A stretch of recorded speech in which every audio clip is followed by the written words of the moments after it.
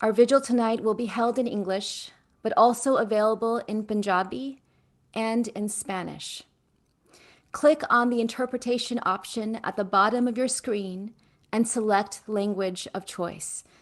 Closed captioning is also available by hitting the CC button on the bottom of your screen as well. My name is Valarie Kaur, and I am so grateful you are here tonight. We are gathering tonight 1 week after the massacre in Indianapolis.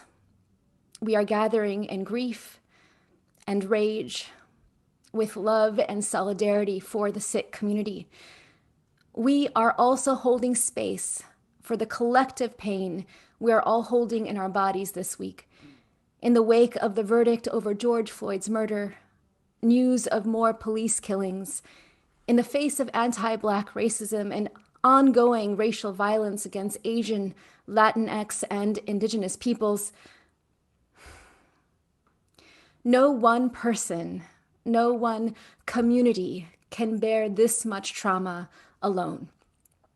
That is why we are gathering now, to breathe together, to commit to one another, to deepen the ties that bind us, to embody our love and solidarity, to turn this virtual space into a sacred space. So I invite you now to place your feet on the earth and imagine all the other people, the thousands of people who are watching right now with their bodies on this same sweet earth. And together, take one deep breath. Let it come. Good. And let it go. Before I tell you about tonight's program, I need to share with you what we know about the massacre in Indianapolis. 1 week ago tonight, a 19-year-old gunman opened fire at a FedEx facility where he had worked, and he knew this facility was primarily staffed by Sikh employees. He killed 8 people. We mourn all of them. 4 of them were Sikh. We are hearing eyewitness reports that the gunman specifically targeted, hunted us during the rampage. We also know that the gunman had visited white supremacist sites, but we have yet to hear whether the police will investigate bias as a motive, and the media has been relatively quiet.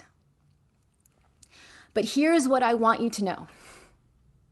Whether or not this massacre is ever classified as a hate crime, the impact on the Sikh community is nearly identical.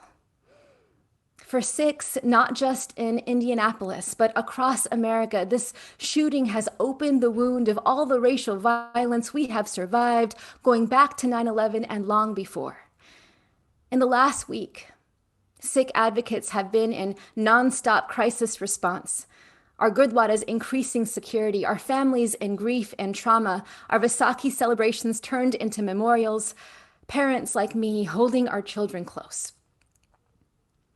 Yet there are few headlines. There are no hashtags, no visible solidarity. We are changing that tonight. You are changing that tonight by being here. Tonight will be a night of testimony, music, prayer, and song. We are dividing the program tonight into 3 parts. In part 1, we will hear from Sikh community voices, including family members from Indianapolis. In part 2, we will hear from faith leaders of all traditions. In part 3, we will hear from movement leaders from Black, Latinx, Indigenous, and Asian communities. You will also hear representatives from the White House and the Human Rights Commission. Woven throughout the program, you will hear Sikh artists, poets, musicians, and Sikh youth, as well as other artists joining us in solidarity. We will be holding our space tonight for 2 hours. Listen, rest, return, keep listening. Remember, you don't have to know people in order to grieve with them. You grieve with them in order to know them. So we invite you to come to know us tonight. And I invite you to focus on a word that you will hear again and again, the word Chardikala. You see, Sikhs are not just victims. We have wisdom to offer America about longevity and resilience in the face of oppression. Our gathering tonight is in the Sikh spirit of Chardikala, ever-rising spirits even in darkness, ever-rising joy even in the labors for justice, as if to say, they can colonize us, they can terrorize us, they can massacre us, but they cannot crush us. We are sovereign. To my Sikh sisters and brothers, aunties and uncles, our children, you are not alone. We are not alone. We can return to Chardikala together when we are in community. And tonight we have people from all different backgrounds who are inside this pain with us. And from this pain, we will find a way to rise, as we always have. You can follow the program tonight at solidarityvigil.com. There, you can also leave a message or a prayer to the families of Indianapolis. We will deliver those prayers in person in hand-bound books. You can also donate to the families on that site. And we invite you tonight, if you're someone who uses social media, to post about what you are hearing and what you are seeing with the hashtag #StandWithSikhs. If you need ideas for your posts, you can find them also at that same website, solidarityvigil.com. I'm going to introduce you now to my dear friend and brother, Reverend Michael Gray Matthews of the organization called Faith in Action. He is hosting the vigil with me tonight alongside my organization, the Revolutionary Love Project, and 120 partner organizations all across the United States. Before I turn it over to him, I want to invite us to take a moment of silence as we lift our gaze and hold in our hearts the people we lost in Indianapolis 1 week ago. I invite you to close your eyes or place your hand on your heart with me as you hear their names. Amarjit Kaur Johal, Amarjit Kaur Sekho, Jasvinder Kaur, Jasvinder Singh, John Weishart, Carly Smith, Matthew Alexander, Samaria Blackwell,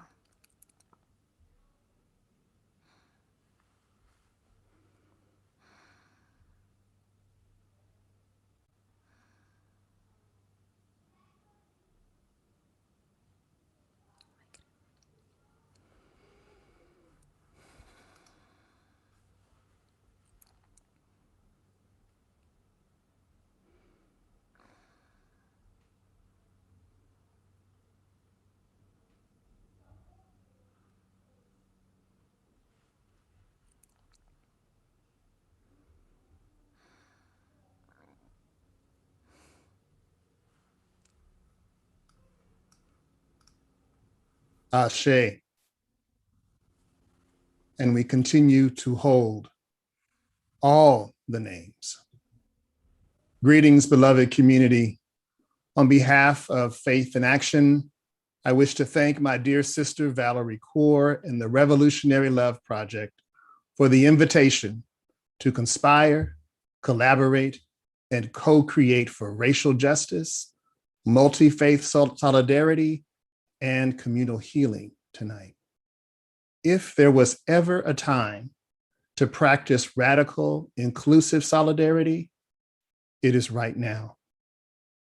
This week, We could barely take in the news of accountability in the case of the murder of George Floyd before we were bombarded with repeated reminders of the genuine crisis we face as a society. A crisis we face when it comes to the disregard for Black life. While we celebrated with the Floyd family, we must also learn to hold space for the family of Dante Wright. And we must now bear the family and friends of Micaiah Bryant of Columbus, Ohio, in our hearts. As the father of a young Black man who lives in Columbus, my grief, my fear, and my rage are palpable. And so it means everything to me to gather with a community that will hold both the particular and the universal. I am here to stand in solidarity with my Sikh family. I am here to bring visibility to my Asian kindred because I know, as a product of the Black church tradition, that our well-being, our flourishing, and indeed our liberation are tied together. Those of us who have targets on our backs, those of us who know the experience of racial trauma and violence must stand both in our particularities as well as our shared destiny. Zen master Larry Ward says that our racial suffering is deep and wide. It is a particular kind of samsara, repeated cycles of bitterness, pain, and fear.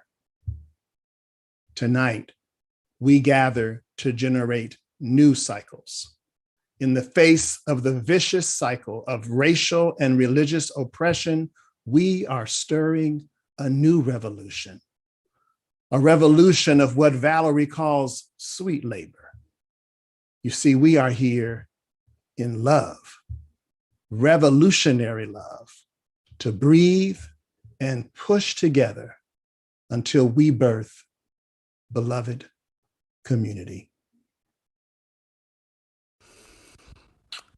Thank you, brother. We invite Ali Young, Dene citizen and storyteller, to open us with an Indigenous blessing, followed by a song from the Sikh tradition, inspired by the Sikh tradition, by singer-songwriter, activist Sunny Singh. Ali. Yat Ali Young and She, Totoni Nishle, Tona Bashichin, Nakaidina Adashiche, Nut Odina Atachini Dashanele.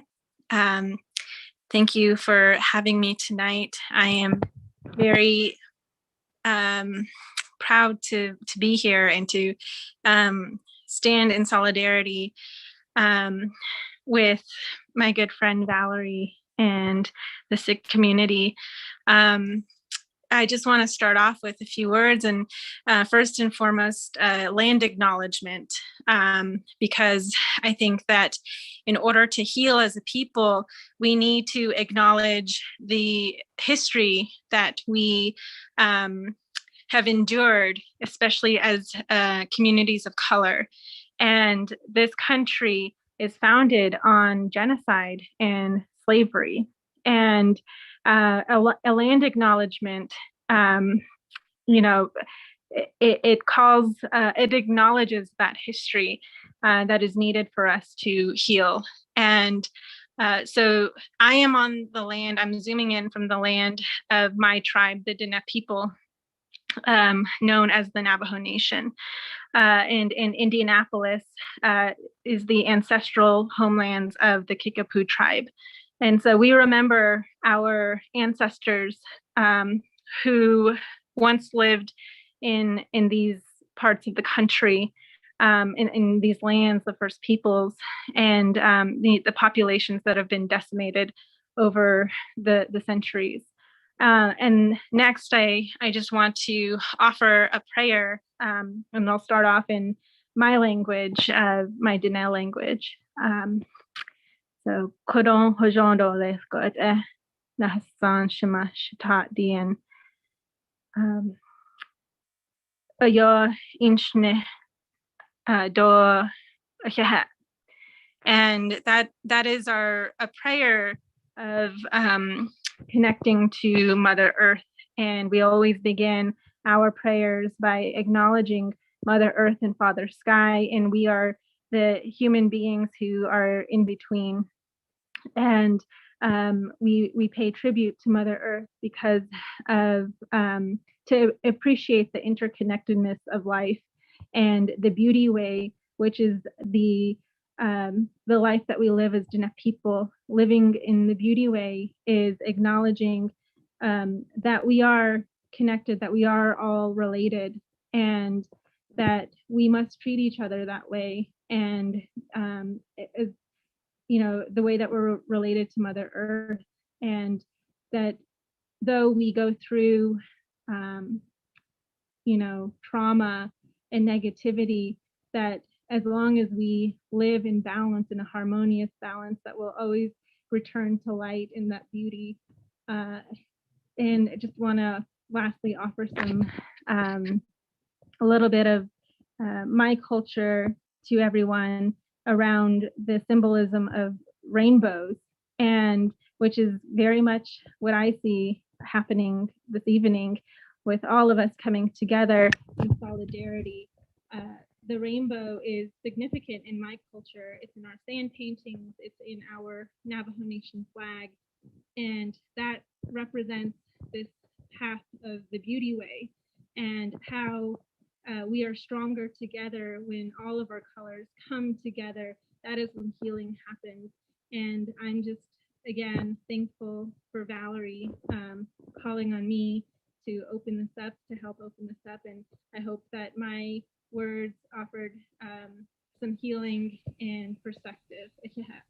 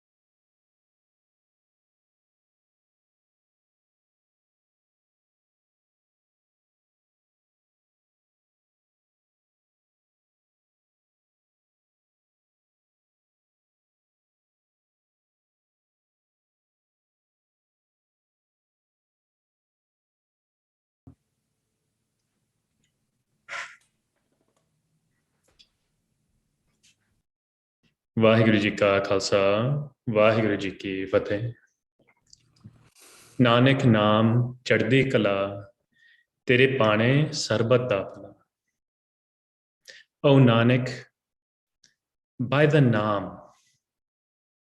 ever rising spirits, Chardhi Kala, and by your will, may all humanity be uplifted. It's such a powerful message, and it's one that Sikhs bring forward daily. Seeing divinity in all people is our charge. And seeing Vaiguru in all situations is our way. But it's hard. We feel this today in so many moments. How do we wish well to all of humanity when some of our fellow human beings are trying to harm us? How do we find happiness when we are terrorized? Where does resilience come from? I was just putting my girls to bed, and as Sikhs have done nightly for centuries, we sang Sohila. And one line stuck with me. Tum gavo mere nirpo ka Sohila. Ho vari jit Sohile, sada sukh hoye raho. Sing the song of my fearless one. I sacrifice myself to that song. That is eternal joy. Fearlessness in the face of hate, joy in the face of terror. How do we find light in darkness? We refuse to give in to fear, nirpo, and we double down on love. This sounds beautiful, but it's not easy. We know that. And yet we also know that living with fearless love is possible because our gurus have taught us how, because they modeled this for us, and because our community has learned how to live life in this way. We also know it's possible because we see the Sikh community in Indianapolis living with fearless love before our very eyes. And there's perhaps nothing that I admire more than seeing people respond to tragedy with grace and resilience and with Chardhi Kala. And that's why it's my honor to introduce Komal Kaur Chauhan, granddaughter of Bibi Amarjit Kaur Johal, who we lost in the shooting in Indianapolis. Komal will be sharing with us a reflection from the ground that she prepared for us with members of her family and members of the Indianapolis Sikh community. Vaheguru Ji ka Khalsa, Vaheguru Ji ki Fateh.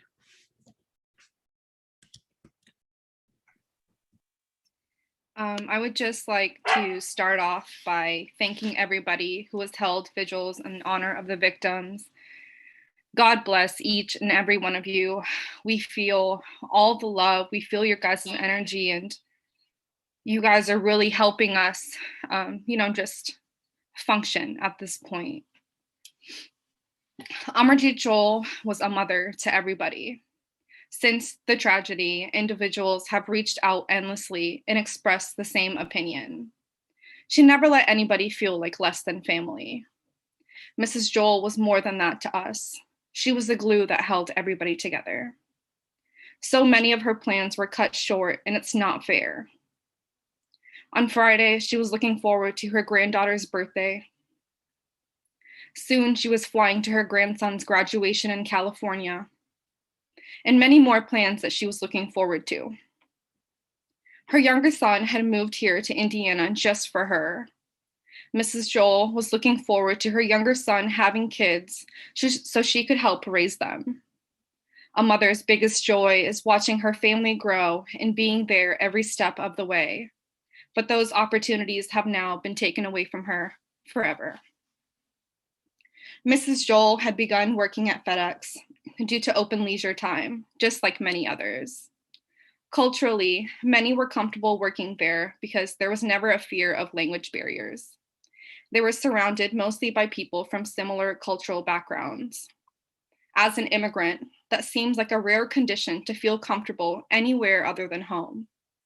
Workers shared traditional food, spoke our common tongue, and Mrs. Joel even stated that she enjoyed going to work because she could enjoy the laughter and giggles with her peers. She was a dedicated, reliable, and hardworking employee. Her hard work and dedication to work was recognized by everybody. The day of the tragedy, Mrs. Joel was doing what she always did, being selfless. She grabbed her check and then was about to head out to start her car so it could warm up because our family members carpooled to work with her. We were told she was found with her check in her hand. On Friday, the family was scrambling around town to gain any new information. Hospitals and police stations kept giving everybody the runaround. They avoided giving us any information and still continue to do so. Everybody is processing their grief, sadness, and numbness differently. I personally felt helpless that I couldn't help take away any pain from family members after this tragic loss.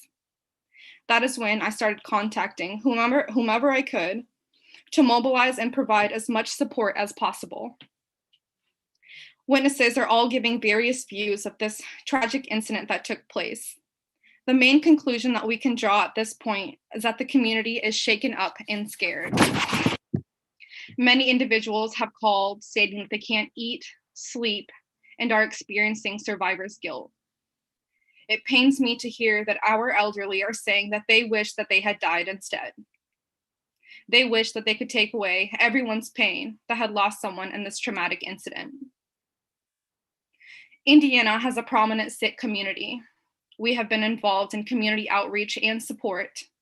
Unfortunately, some individuals still do not feel comfortable. I know people, including myself, who have been told, you should go back to your country. And they have felt so helpless living in a place where they not only have a lack of knowledge of resources available, but also a lack of acceptance from this country where they moved to so they can provide for their family and to live the American dream. After this incident, many feel unsafe leaving their homes or the proximity of their loved ones. We need to do better on that front to help build a system for rapid response in each of our communities. Regarding this particular tragedy, we want all liable parties to be held accountable, including FedEx, the law enforcement, the NRA, the state, and the federal government itself. They didn't have a problem hiring Punjabi people because we are reliable and dedicated to our duties. Unfortunately, they have not done the best to their ability to service all communities, including minority groups. This includes minorities in race, color, ethnicity, culture, and economic status. We want to know why mental health advocates aren't being provided that have cultural competence. And if you are now, why did it take a tragedy of this magnitude for that to occur? Why weren't the security cameras turned on? If they were on, why weren't they being monitored? If the gunman was able to make it from the east side of the building to the front, the alarms could have sounded a lot before this occurring. It appears that their security system was more focused on protecting their replaceable merchandise than it was on protecting the irreplaceable lives that worked there.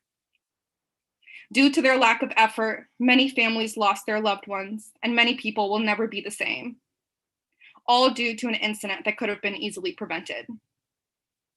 The Joel family wants everybody to respect our privacy at this time so we can lay our caring and loving mother to rest, but never to stop saying and remembering her name. Amarti Joel, a loving mother, a grandmother, and a sister, deserves her justice, and all of us need to come together and stand up against a broken system. We have moved past thinking and asking for justice. We now need to go out and take it. It is our right, and we want our rights, starting now. Thank you so much. Como, sister, we see you. We are inside the grief with you. We are inside the rage with you.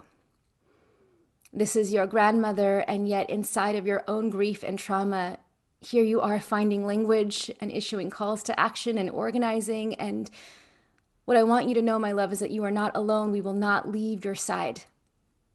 Here tonight are people who know what it takes to stay in it, not just in the days after a tragedy like this, but in the weeks and the months and the years to come. The last time Sikh Americans were massacred on this scale was in Oak Creek, Wisconsin in 2012, when a white supremacist opened fire in a Sikh Gurdwara on a Sunday morning, killing 7 people. We have here tonight Pardeep Singh Kaleka, who was the son of Satwant Singh Kaleka, who was killed on that day.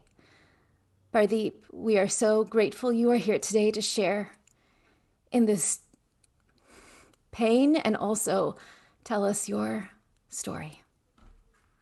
Thank you so much, Val, and thank you, Komal. I want to center everyone in Indianapolis and everything that's happening with the families. As you were sharing, all of those reminders came back: the survivor's guilt, the survivor's relief, the investigation, the lack of transparency, all of that. And understand that you are not alone and that you have family out there. So just please make sure that we keep reaching out, we keep organizing, we keep moving forward with that same spirit of Chardi Kala that we are all speaking about tonight. I was recalling a story about my father, and my father was a farmer from a rural village in Punjab. My mother was also a farmer. And I recall one of the fondest memories that I have about him is how deep he used to dig his hands into the soil. I would oftentimes see him working on my landscaping beds at my house, kind of ridiculing me on how lazy I was being and not taking care of those weeds that were growing. My father came here with my mother, myself, and my brother when I was 6 years old, 1982. He wanted to create a better life for our family, as do many immigrants, as do many Sikh Americans. He, over time, built a temple, a gurdwara on the south side of Milwaukee. The congregation started off small, and now it numbers into the thousands. August 3rd was the last time that I saw my father alive. That was my birthday. And by that time, I knew that he achieved what he wanted to achieve, not knowing that the next time I would see him, as Val said, a white supremacist took the lives of 7 Sikh Americans who were working on their American dream, only to have it cut short by people saying that they're not deserving of it.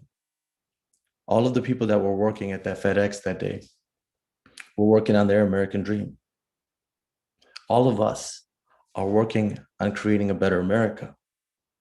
Today, you are all survivors. This survivor family is growing bigger and bigger and bigger. You are all survivors because you are all witnesses. You are witnessing all of this harm that is being caused. And as most have said, if this is a land that is formed from genocide, colonization, slavery, then we must all become like our ancestors, like my father, and all become farmers. And we need to dig our hands so deep in this soil that we change the bedrock and the foundation of this country going forward for our children. May God bless your commitment to till the soil, to replant, and as we've all said, Nanak Nam Chardi Kala Tere Bane Sarbata Pula. May we be relentlessly optimistic for the peace and prosperity of all mankind. Thank you. Thank you so much, brother. We have next Rana Sodhi. Rana Sodhi's brother, Balbir Singh Sodhi, was the first person killed in a hate crime in the aftermath of September 11th. And so you're seeing the connection we're drawing here. You see, Indianapolis didn't just happen in a vacuum. It's happened in the context of 20 years of racial violence against our community, going back long before. We've lived here for more than a century, and we have always been at the forefront of hate violence. Our people wear articles of faith, many of us wear long hair that we wrap in turbans as a sign of our commitment to Chardikala, to love and service, to love without limit. How ironic that it's these very articles of faith, these turbans, these brown skin, these beards, that have marked us as terrorists in this country. When Balbir Uncle was killed, he was the first of countless people who have been killed, beaten, stabbed, bullied, harassed, denied in the last 20 years. Some studies say that Sikh Americans are 5 times more likely to be targets of hate than we were before 9/11. You see, the backlash never ended for us, did it? 20 years later, here we are mourning with the families in Indianapolis against this backdrop of ongoing trauma. But Ranaji knows what it takes to stay in Chardikala, not just in the weeks after, but in the years after losing a loved one. Ranaji, would you share with us now Balbir Singh Sodhi's story and how that day has changed your life, and any words you have to offer us now? I invite you to come now. Thank you, Valarie. I'm here today to feeling the grief, and I feel the pain all over again after 20 years later. And I go with the hope, and I think we all can change this thing. One day, we will have a better world without hate. I want to share my brother's story. Balbir Singh Sodhi was a first hate crime victim after 9/11. He was killed on September 15 while he was working in his gas station and planting a flower front of his gas station. The person, the murderer, my brother, shot him from the back 5 times and killed him. And my brother, and he's like to my father, and he's eldest in the USA too. While we was living 5 brothers together in USA, he's the eldest one, and he keep our family together. And in fact, 3 days before his death, he cooked me a dinner and invited me to come and join me with his dinner. And since last 20 years, I don't think my single day go without when I don't remember him. And the person who killed my brother, and after that he was arrested, and he showed that I am a patriot, and he wanted to kill all the towel heads and their children too. And that's he's saying to the Sikhs as a towel head. And after 10 months later, I lost my another brother in San Francisco while he was driving a cab. That mystery didn't solve until today. We don't know it is hate crime or what. But I lost my 2 brothers in 10 months after 9/11. And that's the first time I knew about America, how much people have ignorance and how much people have hate. Before 9/11, I never think about there's hate exist in this country. But now, every day, those things happen with the Black, community, Asian community, Latino community. I witnessed those things, and it shook me. And I think I'm very strong and Chardi Kala, but Valarie always remembering us to be keep in mind. And I'm thinking we can change that. I always took the example. Dr. Martin Luther King have a dream to be the Black community have a rights to ride a bus, send their children to a better education and better school. And I was so happy when our President Obama was elected as a president. And I feel that day, the Dr. Martin Luther King dream was succeed and that day. But still, we have a lot of to do in the community to educate other who are ignorant. And what happened in Wisconsin, what happened in Indianapolis, and what happened to our Black brother and sister and Asian people and Latino people. I go through it because before 9/11, I never involved so much, and I don't know very much about that, though, what's going on around that. I was just focused on my work. But since I lost my brother last 20 years, I'm going to change the world. That's I promised myself. And I try to do that. And last 20 years, I'm going out to educate more people and tell about my turban, tell about my culture, tell about my Sikhism, who we are, and what we are the part of this country. We are part of this community. That's our constitution right. This is the beauty of this country. And in fact, 15 years later, myself and Valarie, we're trying to reach the murderer who killed my brother. That's the first time he said sorry to me. And we both cry.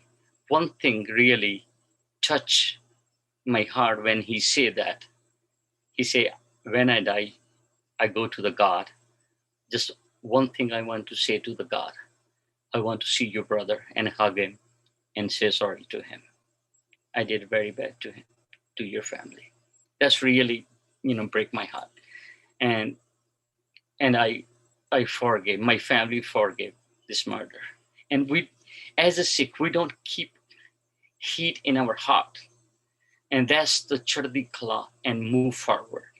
And today, I thank you to all of you to come and join with the Sikh community and pray for all the victims on tough time. And we stand for the humanity and we stand for the love to all. Thank you very much. Ranaji, Pardeep, Komal, thank you. Tonight, we have someone here to respond to you, someone who has listened to your testimonies and is here to tell us that we are indeed not alone. Her name is Erica Moritsugo. She's the Deputy Assistant to the President and Senior API Liaison.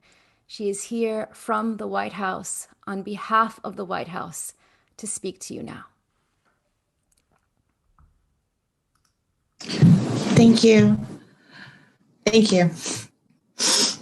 I have to first thank the families, these brave family members, beloved granddaughter, son, and brother for sharing their painful stories with us. We're not entitled to it. It's their stories of grief and loss and heartache that's a generous gift to us, and we're honored by it. Thank you. My heart goes out to the Sikh community tonight. For too long, the Sikh community has had to carry the unjust burden of being othered in America. For too long, the Sikh community has had to endure violence and pain, including the rise in discrimination and hate after 9/11, Oak Creek, now Indianapolis, and for the 100 years before that. The painful reality is that the Sikh community has experienced too much. With this rise in hate, all across our country in so many of our communities, the shadow of feeling like a perpetual foreigner in our own country, it's a burden and a reality many of us face and carry. And yet we persist, and yet we rise. My friends, we see you. We love you, and we grieve deeply with you and your community. It's our community. Please know that the president, the vice president, and their entire administration stands with you in this moment. And also in the world that we're building back, anchored on our shared values, our shared humanity, and our shared resilience as Americans. The president performs his solemn duty of ordering the flag lowered at half-staff at the White House, public building military posties across the globe. That was just 2 weeks after he gave the last such order.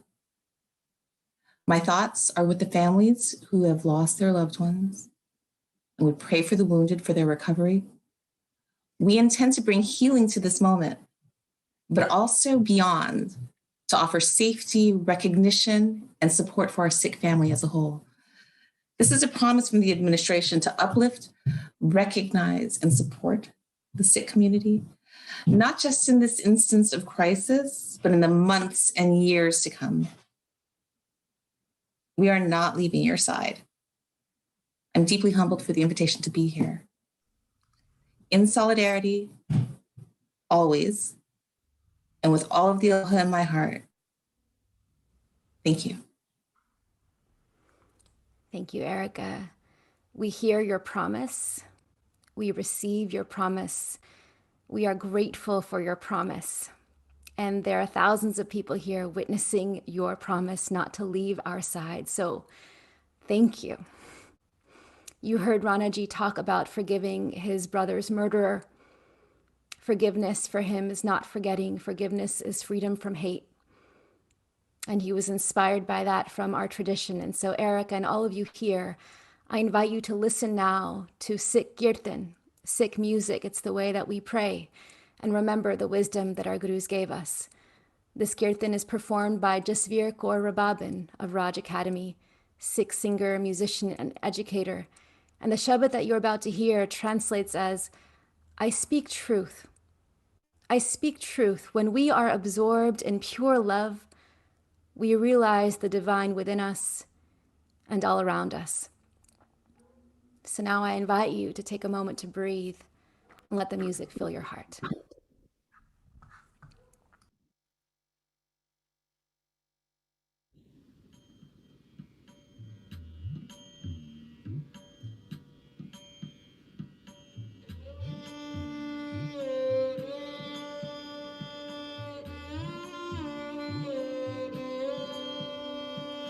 साच कहो सुन ले हो सब जिन प्रेम कियो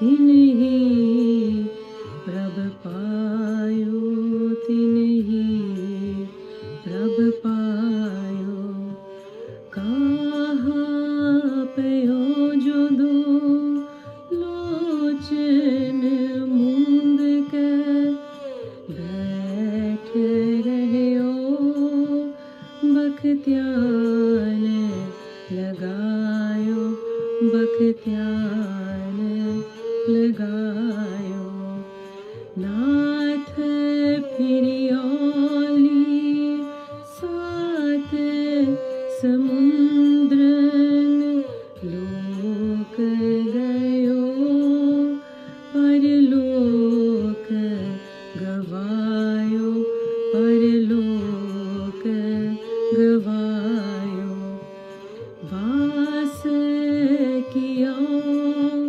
बिखियान सो बैठ के ऐसे ही ऐसे सुबह से बितायो सुबह से बितायो साच कहो सुन ले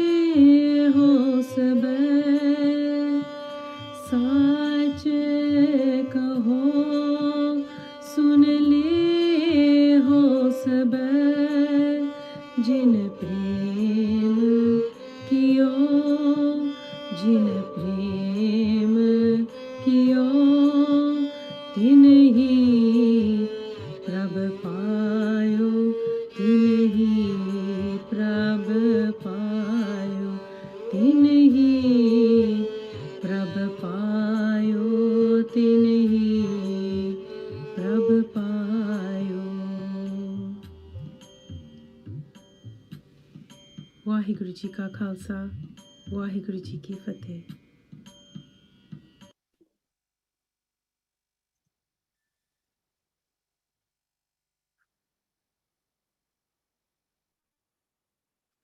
Vaheguru Ji Ka Khalsa, Vaheguru Ji Ki Fateh. My name is Preeti Kaur. I'm going to read a poem. Prayer to the Potter, in memory. This poem alludes to the metaphor used in Gurbani that our bodies are kache pande, and Vaheguru, our creator, is a potter who builds us. When I am asked about my life in this country of 9 earthen treasures, let me speak to Taramraj in 9 treasures of truth. Let me speak about the light. Let me say I did not accept the sun rising every day, in spite of the bullets shot in the mouth of the country of 9 earthen treasures. Let me say, Dhan Vaheguru.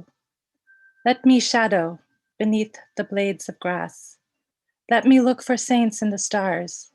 Let me say I looked for the plant workers, there when the shift ended, the next shift beginning. Let me say I looked for the honeybee, collecting pollen off spring's fiddleneck, the acorn pounded into flour by people who prayed here first. Let me say I looked for the immigrant accepting his first paycheck, the young women who just started to know their shape in the world, the grandmother who cooked for everyone. Let me say, in this country of 9 earthen treasures, I fought with the potter who built me this sky, vast with dead. Oh, potter who digs the riverbed of time, potter who pulls out the mud of our work, potter who molds the body into a clay pot, potter who breathes us breath, potter who bakes the memory of all who pass, potter who casts all that will happen, potter who hardens us into a form not ourselves. Oh, potter, if you must break this clay pot, first give me the blessing of a tongue that can say garden, that can say rice pudding, that can say a joke, can say birdsong, can say the eternal name. Potter, if you must break this clay pot, shroud me in a water of undying. Let me face the rising sun with my own rising chest. Let me be cracked, but let me be glazed by hands of a brief grief, a field of dandelions. Knead me on your wheel of life. So when asked how I lived in this country of 9 earthen treasures, let me answer like a bell, I will, your will, I will. Thank you. Vaheguru Ji Ka Khalsa, Vaheguru Ji Ki Fateh. Thank you, Preeti. I'm Milk. I am very honored to be here, and thank you for having me in this sacred space and gathering. I want to share a song called Somebody's Beloved. I wrote this song last summer as I was watching a video of Tamika Palmer speak about her daughter, Breonna Taylor. I was thinking about George Floyd, thinking about all the beloved who survive their lost ones. And the song poured through me. And now as I sing this song, I hold the Sikh community in my heart. I hold my Black and brown siblings in my heart. And I hold my East Asian siblings in my heart as well. You are all beloved, and thank you.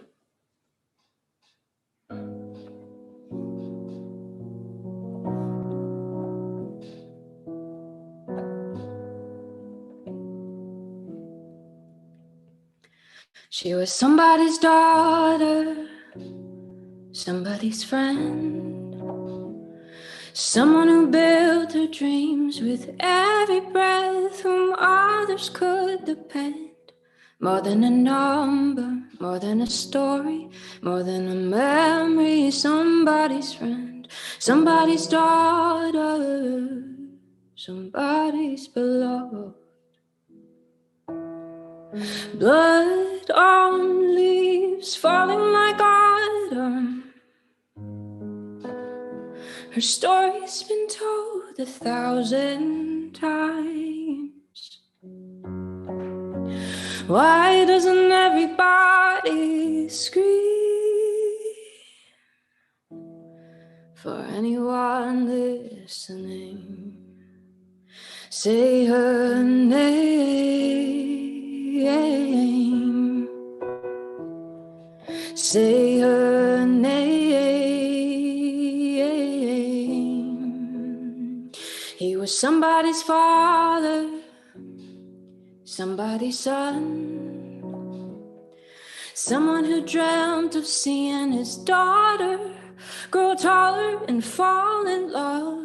More than a number, more than a story, more than a memory, somebody's son, somebody's father, somebody's beloved. Blood on leaves falling like autumn. His story's been told 1,000 times. Why doesn't everybody scream? For anyone listening, say his name. Say his name. More than just a number, say their names. More than just a story, say their names. More than a memory, say their names. Say their names. Say their names. They were somebody's first call, somebody's home, someone who lived with tears and laughter, who wanted to belong. More than a number, more than a story, more than a memory, somebody's home, somebody's first call, somebody's beloved. Somebody's first call, oh, somebody's beloved. Thank you so much.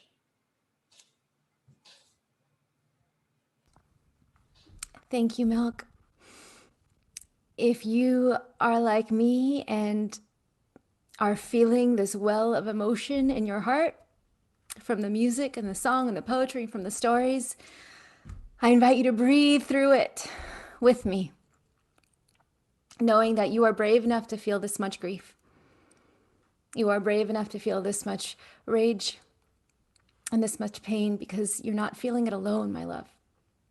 We're here together inside of this, and we're not going to let this paralyze us.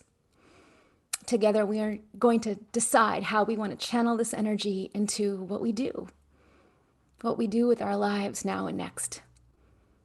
How do we be brave with our lives now and next? There's one thing I'm going to invite you to do.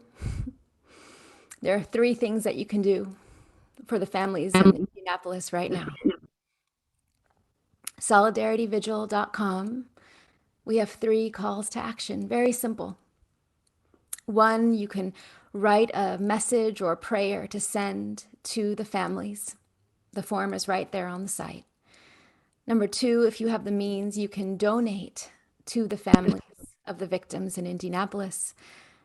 And number 3, if you are someone who uses social media, It's our time to create a story where there was none before. I invite you to post now. Use the hashtag #StandWithSikhs. You can also use Stop Asian Hate and End Racial Violence, but Stand with Sikhs is how you are making an invisible community visible with your love, with your witness, with your promise to stay with us. Next, we're going to be hearing from faith leaders, prayers from the most prophetic national faith leaders all across the nation. And to introduce you to them, I invite back with us Reverend Michael Ray Matthews of Faith in Action.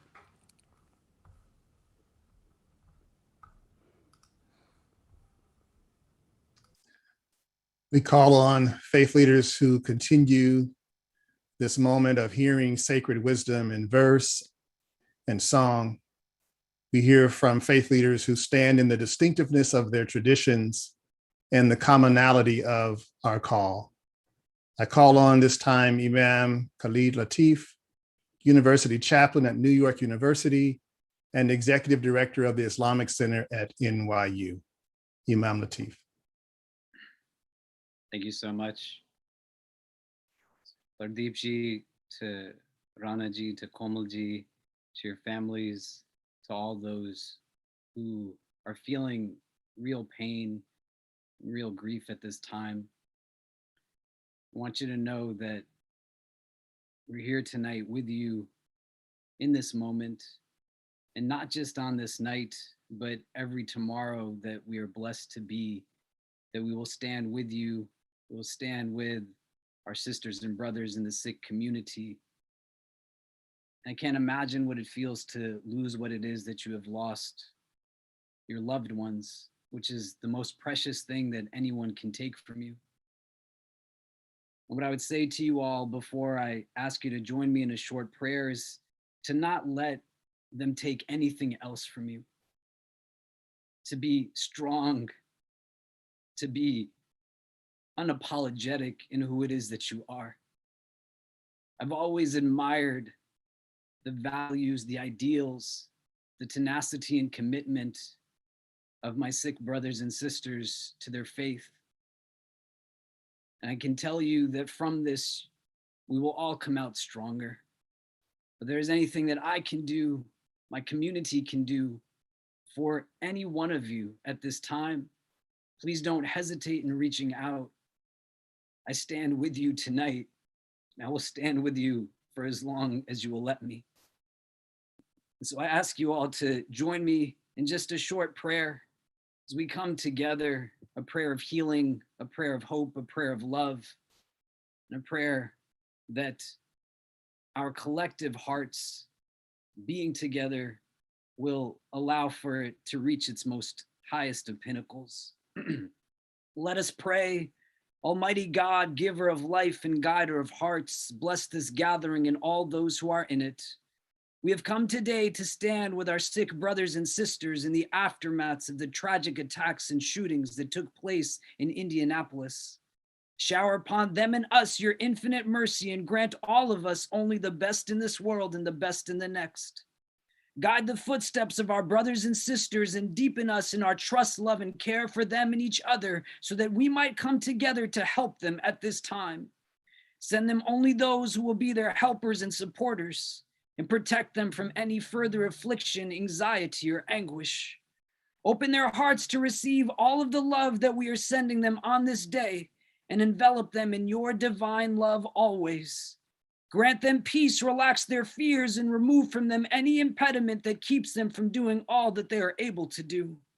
The burdens of life sometimes seem too heavy to bear. The anxiety and anguish that sits inside of us feels bigger at times than the world around us. We seem to be surrounded by a darkness that is impenetrable. Today, we ask you for the sake of our brothers and sisters in the Sikh community who need us to be better than our best to give us courage. Our struggles are real, but your promise is true. Indeed, with hardship, there always comes ease. Remove from our hearts any fears or inhibitions and replace them with an ever-increasing boldness to live each moment as best as we can. Fill our hearts with a fire of your love and a desire for nothing less than justice for all. Make us the conveyors of truth, the purveyors of truth, the couriers, the carriers, the upholders of truth. Let us not be swayed by false fulfillment, but make us from amongst those who taste true contentment. Help us to see this world always through hearts that are drawn towards real goodness and beauty. To be those who silence fear and abolish anxiety, who overpower indifference and break away from greed, who eliminate arrogance and defeat racism, who are bold enough to ask of you to make us those who only do that which is good. Help us to be above what is simply normal and to never compromise on who it is that we are for those who only accept us when we become that which we are not. Help us to see our race, our heritage, our class, our faith, our gender as a means of strength and never something that we wish wasn't a part of us. Help us to never fear the path of truth for the lack of people walking on it, and bless us with leaders to follow who walk firmly upon it. Let our unity be not tied to uniformity of the external, but instead make us sisters and brothers of all colors in our unity based off of a uniformity of our values and hearts. Remove from our hearts any negative thoughts of others, and help us to never partake in acts of injustice against people of any background. Love your creation through us. Be gentle to them through us. Increase them in strength through us. Give them courage through us. Help them grow through us. Endow them with confidence through us. Fill them with sincerity through us. Protect them always through us. And through us bring good and benefit to the rest of this world, most merciful of those who show mercy. Let our anger be only at injustice, oppression, and exploitation of people, so that we will work for justice, equality, and peace. Let our tears shed only for those who suffer from pain, rejection, starvation, and conflict, so that we will reach out our hands to comfort them and change their pain into joy. And let our successes be many, as we make a difference in this world by doing the things which others say cannot be done. For our brothers and sisters in the Sikh community, their loved ones, their family members, and all those who are facing any type of hardship in the world at this time, we simply ask for peace. Protect us always from hearts that are not humble, tongues that are not wise, and eyes that have forgotten how to cry. Forgive us for our shortcomings and guide and bless us all. Amen.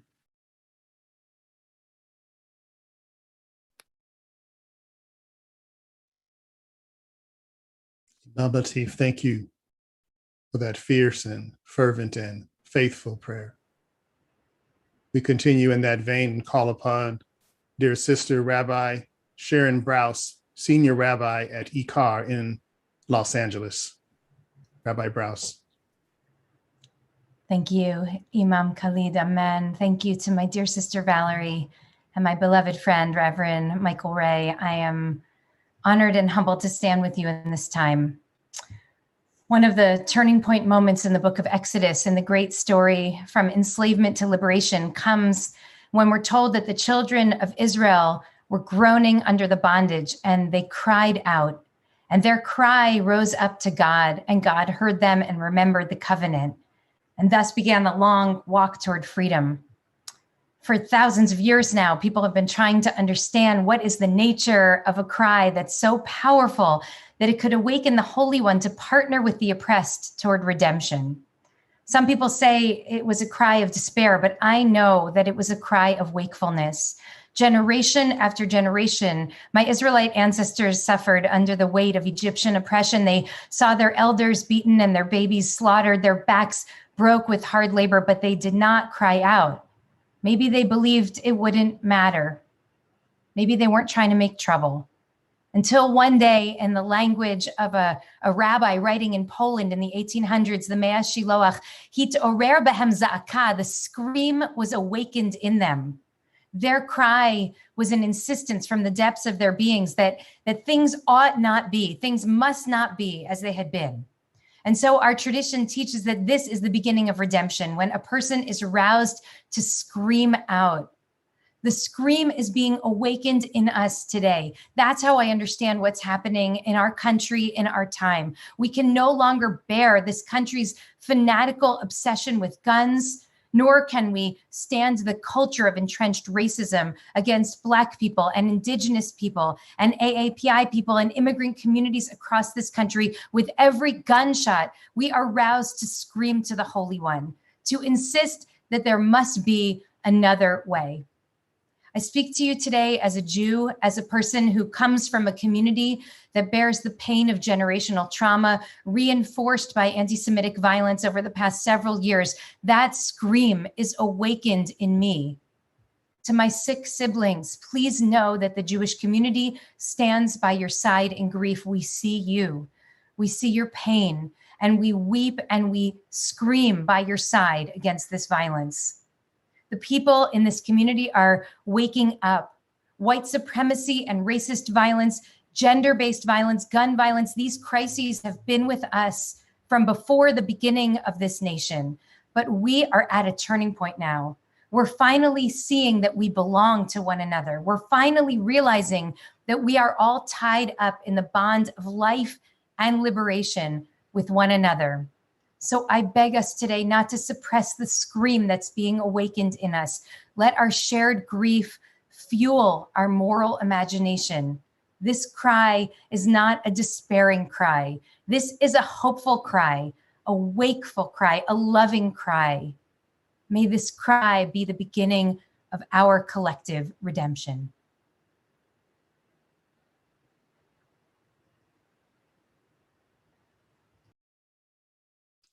Thank you, dear sister, for reminding us of the scream and cry within us. Thank you for reminding us of our belongingness in this moment. We now call upon Varun Soni, Dean of Religious Life at the University of Southern California. Welcome. Sat Sri Akal. 2,500 years ago, a young man set off on a long and difficult spiritual journey to find himself. After many years of austerity and asceticism, he sat down one day under a tree in deep meditation and stood up as the Buddha, or the one who has awakened. Upon his awakening, the Buddha realized that as a human family, we are all intimately and intricately interconnected with each other. And we can only find ourselves by knowing each other. And that is why the first thing the Buddha did was form a spiritual community. Today, we come together as a spiritual community in pain, in grief, and in rage.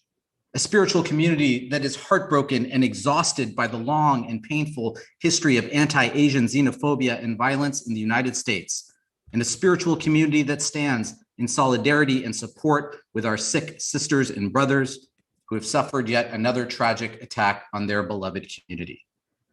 Since Sikhs have arrived in the United States more than 120 years ago, they have continually confronted the darkest and most dangerous elements of American culture and American law, from discrimination to denaturalization, from immigration exclusion to racial profiling, and from hate crimes to targeted killings. And so, tragically, the story is not a new one. But what's new now is that we have each other. We have so many allies and advocates, so many interfaith friends and interreligious partners, and so much care and support. We have a spiritual community, and that means everything. And this spiritual community will bravely take up Valarie Kaur's charge to all of us. We will tell new stories about ourselves and about our world, stories of hope and healing, stories of justice and belonging, stories of redemption, and stories of revolutionary love.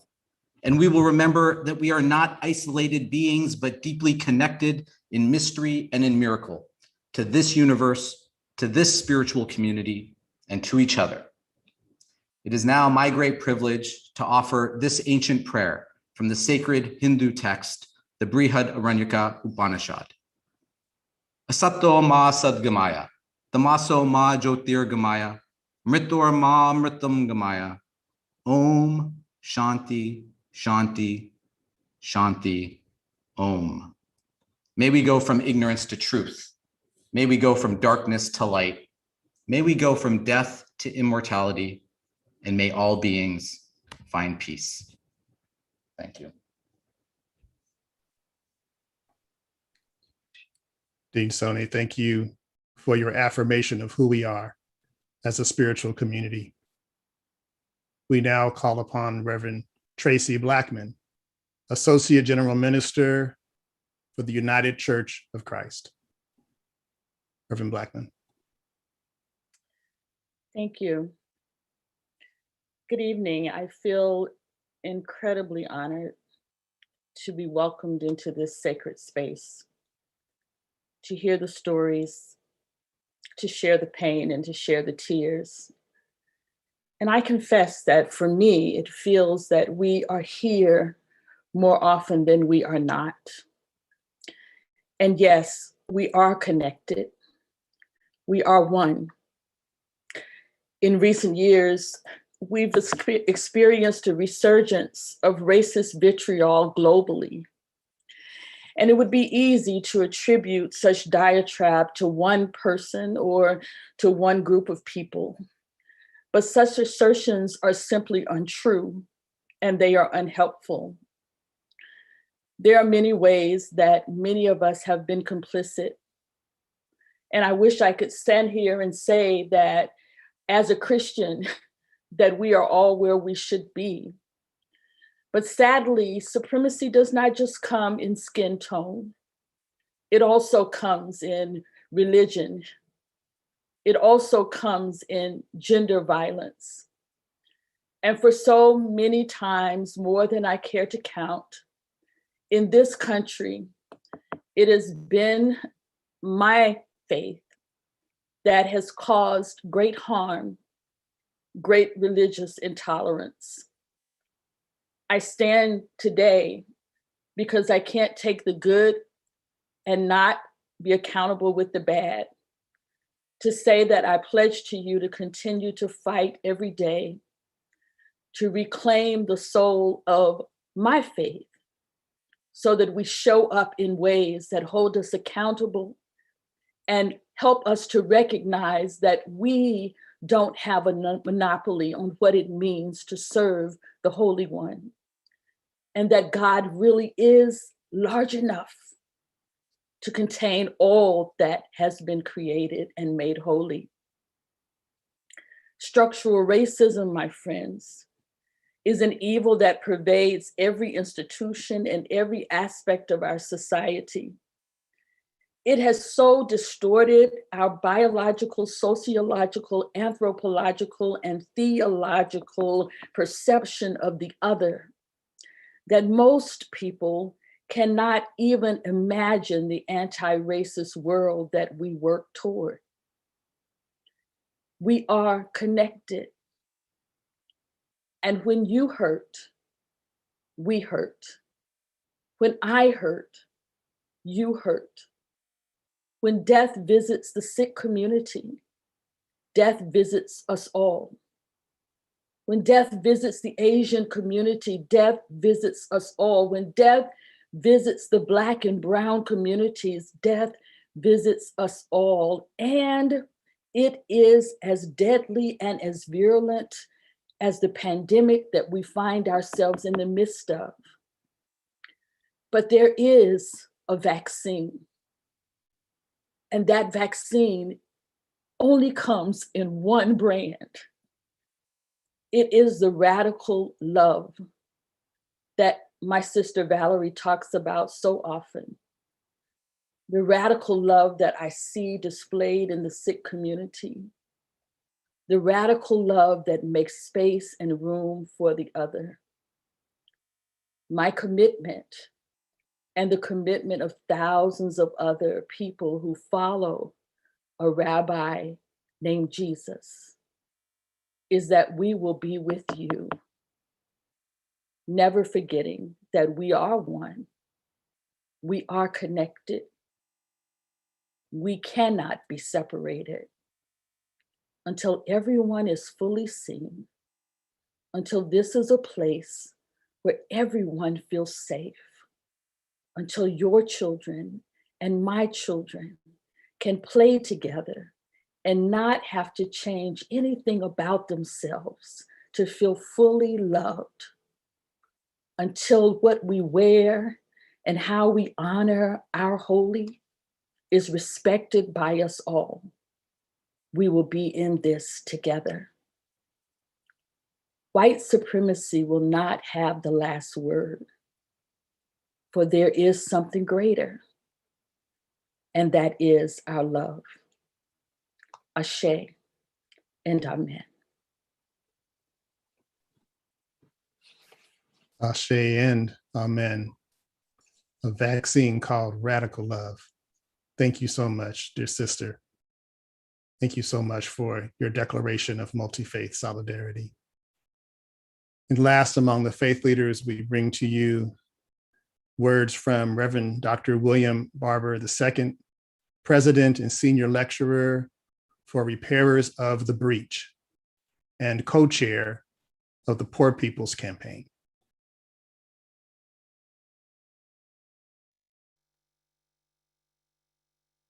Easy. We must stand, and we do stand with you against violence and death and killing. We call on America to lift up and not forget these our Sikh brothers and sisters, because we cannot be selective. Sometimes in the media, we may focus on one place like Minneapolis, but it's not just there. Or Columbus, Ohio, it's not just there. Or Black people, it's not just there.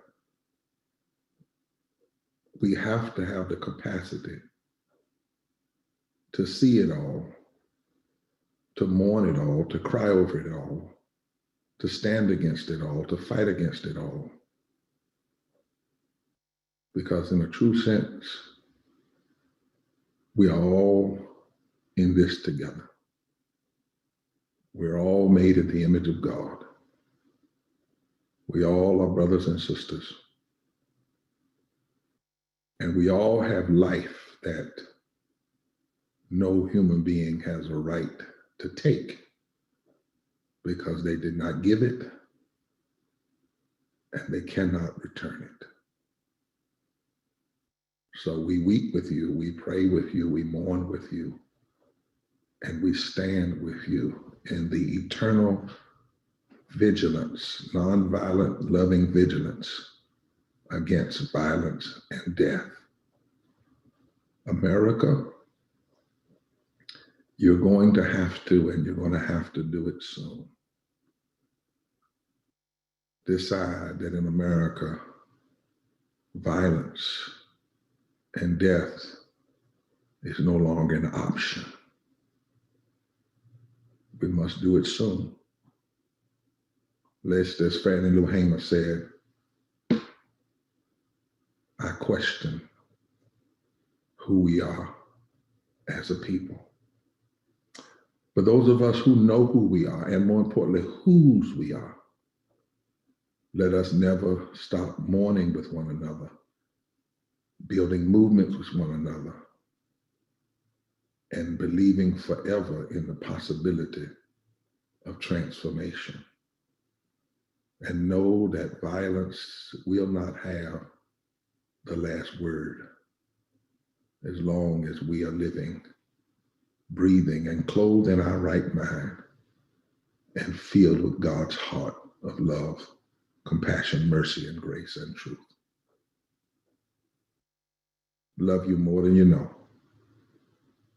Amen. Thank you, Reverend Barber.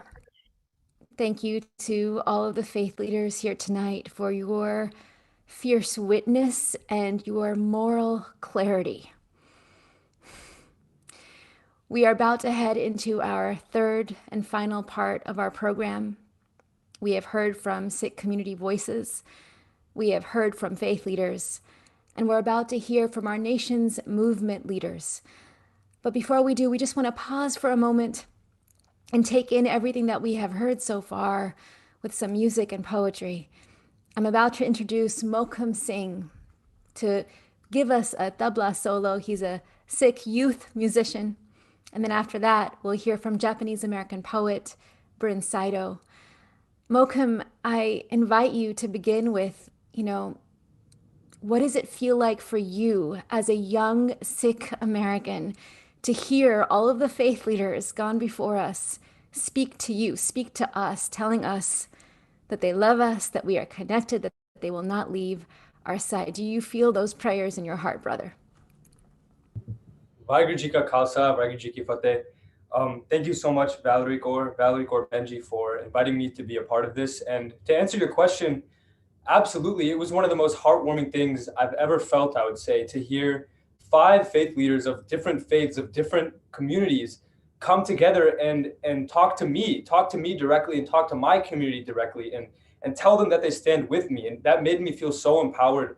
And, you know, as someone who literally goes to school an hour away from where this shooting happened, I go to Indiana University, IU. You know, this event, this shooting hit me pretty hard, and just the words that I just heard were so powerful and uplifting for me, and I appreciate it so much. I also just want to say that events like these, people like Valarie Kaur Benji, who put these events together to bring solidarity. You know, like in these terrible shootings that occur, it's so easy to get bogged down and think about all the bad things, think about all the bad in the world. But events like these, people who are doers and not just sayers and posters, people who are really doers, bring us so much unity. And the title of this event, which is Solidarity, I think it's perfect because they bring us so much solidarity. And I think it's so important with everything in this world trying to divide us, from politics to media to whatever. Everything's trying to divide us. But events like these go so far to unifying us, to bringing us together. And that's what I think is what we need to solve the issues that plague our society, that caused these terrible shootings that occurred just briefly a week ago. And so without further ado, I'm going to play a tabla solo. Tabla is an Indian classical percussion instrument that I've been playing since I was about 5 years old. And I'm going to be playing a brief tabla solo that has a couple of parans, a gut, and a chakradar. And my tabla teacher is Swapan Chaudhary ji, and I also want to take a moment to thank him, because without him, I wouldn't be anything. So thank you so much to Swapan Chaudhary ji. And my tabla solo is in teen tal, which is 16 beats, which is the mother of all tals. And without further ado, I'll get started.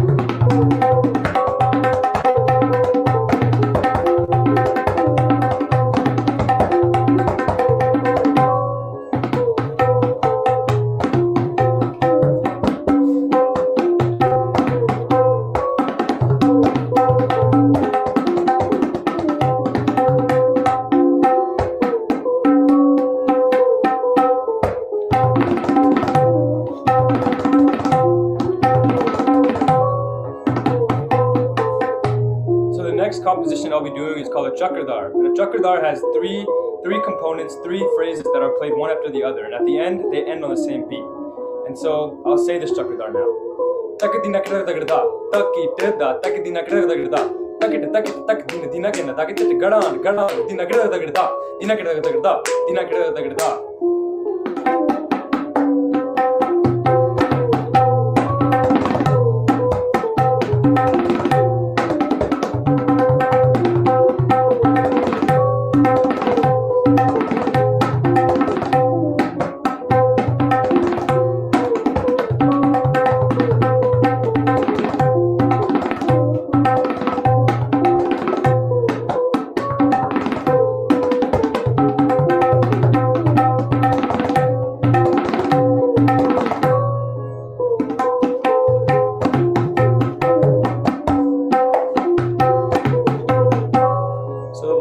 Last composition that I'll play of this has the phrase dira dira, which is dira dira. And this phrase is a phrase that my guru Swapan Chaudhary ji is famous for. And so hopefully I make him proud with this last composition. It goes like this. Gitak dira da, kata gi din, nagde, kata gin taran da, din ta katte, dira dira da, dira dira da, dira dira da.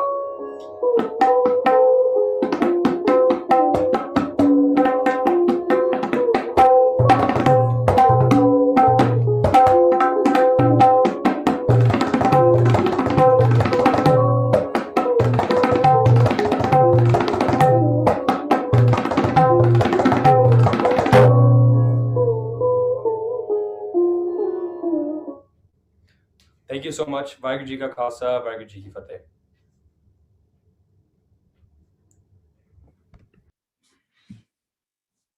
Thank you so much, Malcolm. That was, I feel just so grounded and alive by your offering and by your words. Thank you.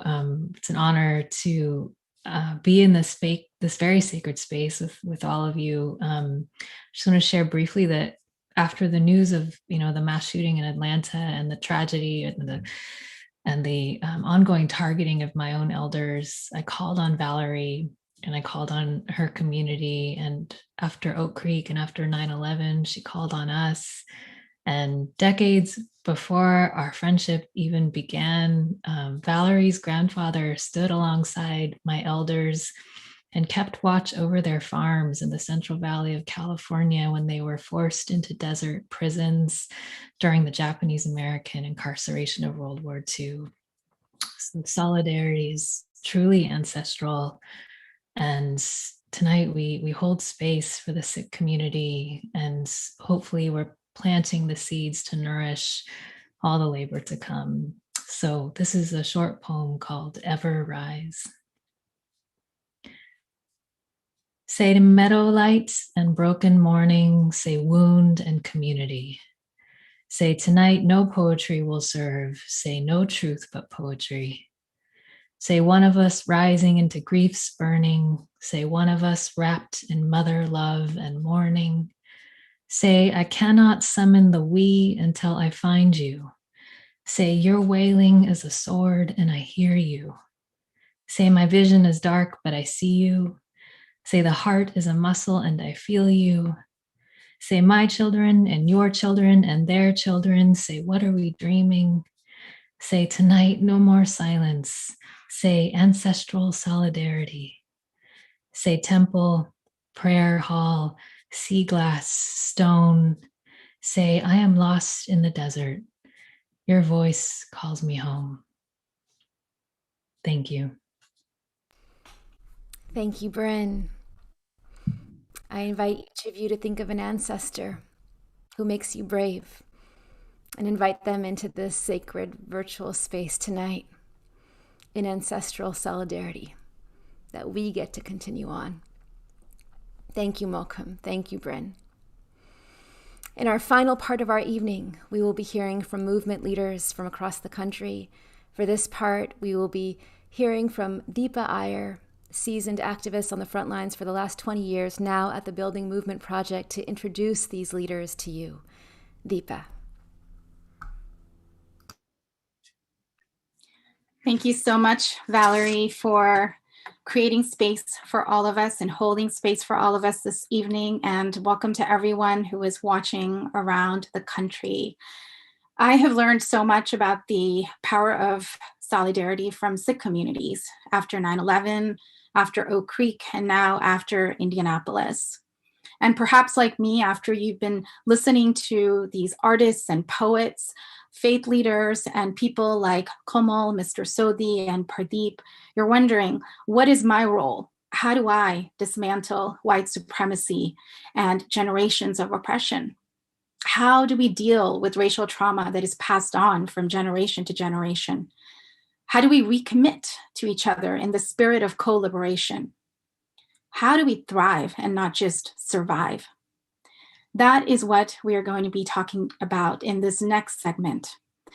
You will be hearing from movement leaders who are on the front lines of building power in Indigenous, Latinx, Black, Muslim communities. They're here to offer their support and solidarity as they have always been ready to do. So without any further ado, I want to go ahead and get us started.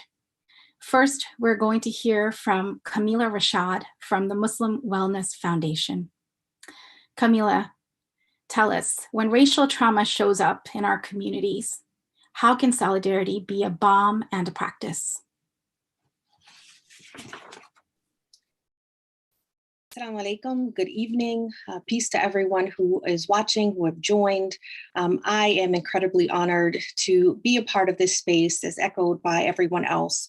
It is really tremendous to hear and to be able to sit with both the pain, but also the incredible joy that I have felt, the coming together of those who are committed to one another, committed to our humanity, committed to seeing each other smile again. And so we can also bear witness to that.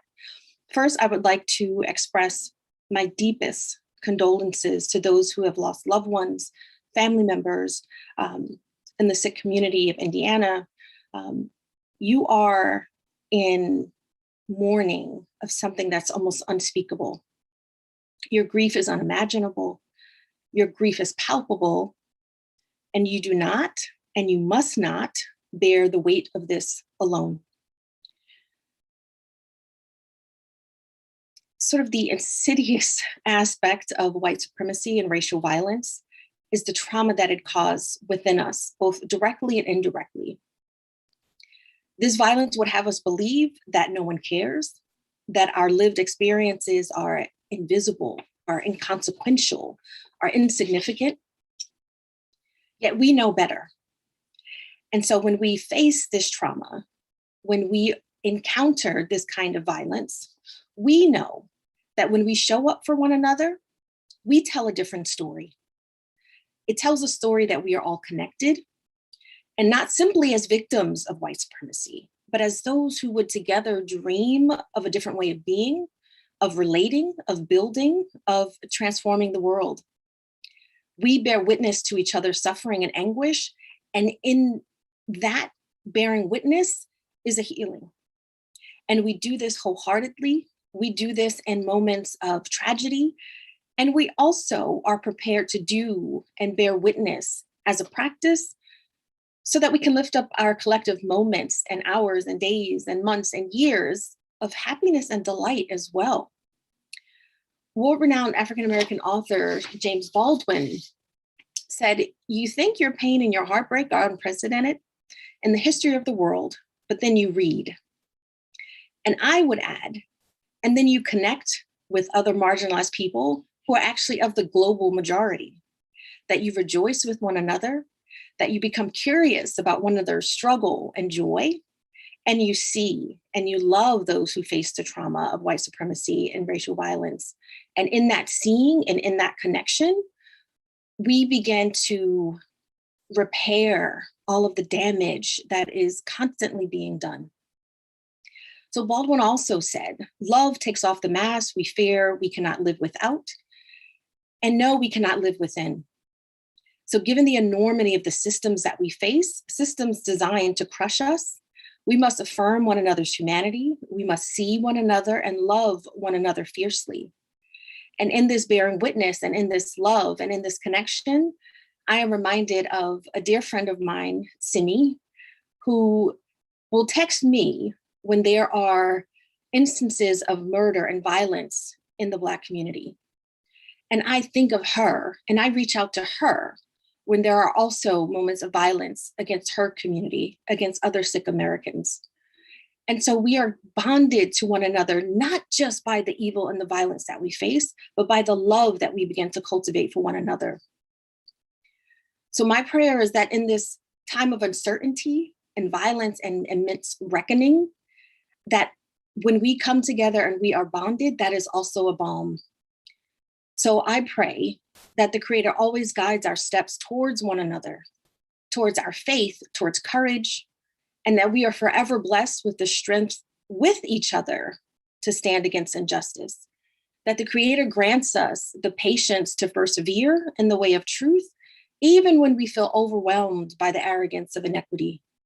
That our hearts and minds remain hopeful, that our pain is eased by the embrace that we feel around the world, and that those in our lives that nourish us with an abundance of love, compassion, empathy, and honesty are also able to be a part of that embrace, that unbreakable circle, and that we are able to move together so that we are always thinking of one another, both in times of challenge, but also in those times when we want to rejoice with us, and all of those who are impacted by the fear and the sense of who is the executive director of United We Dream.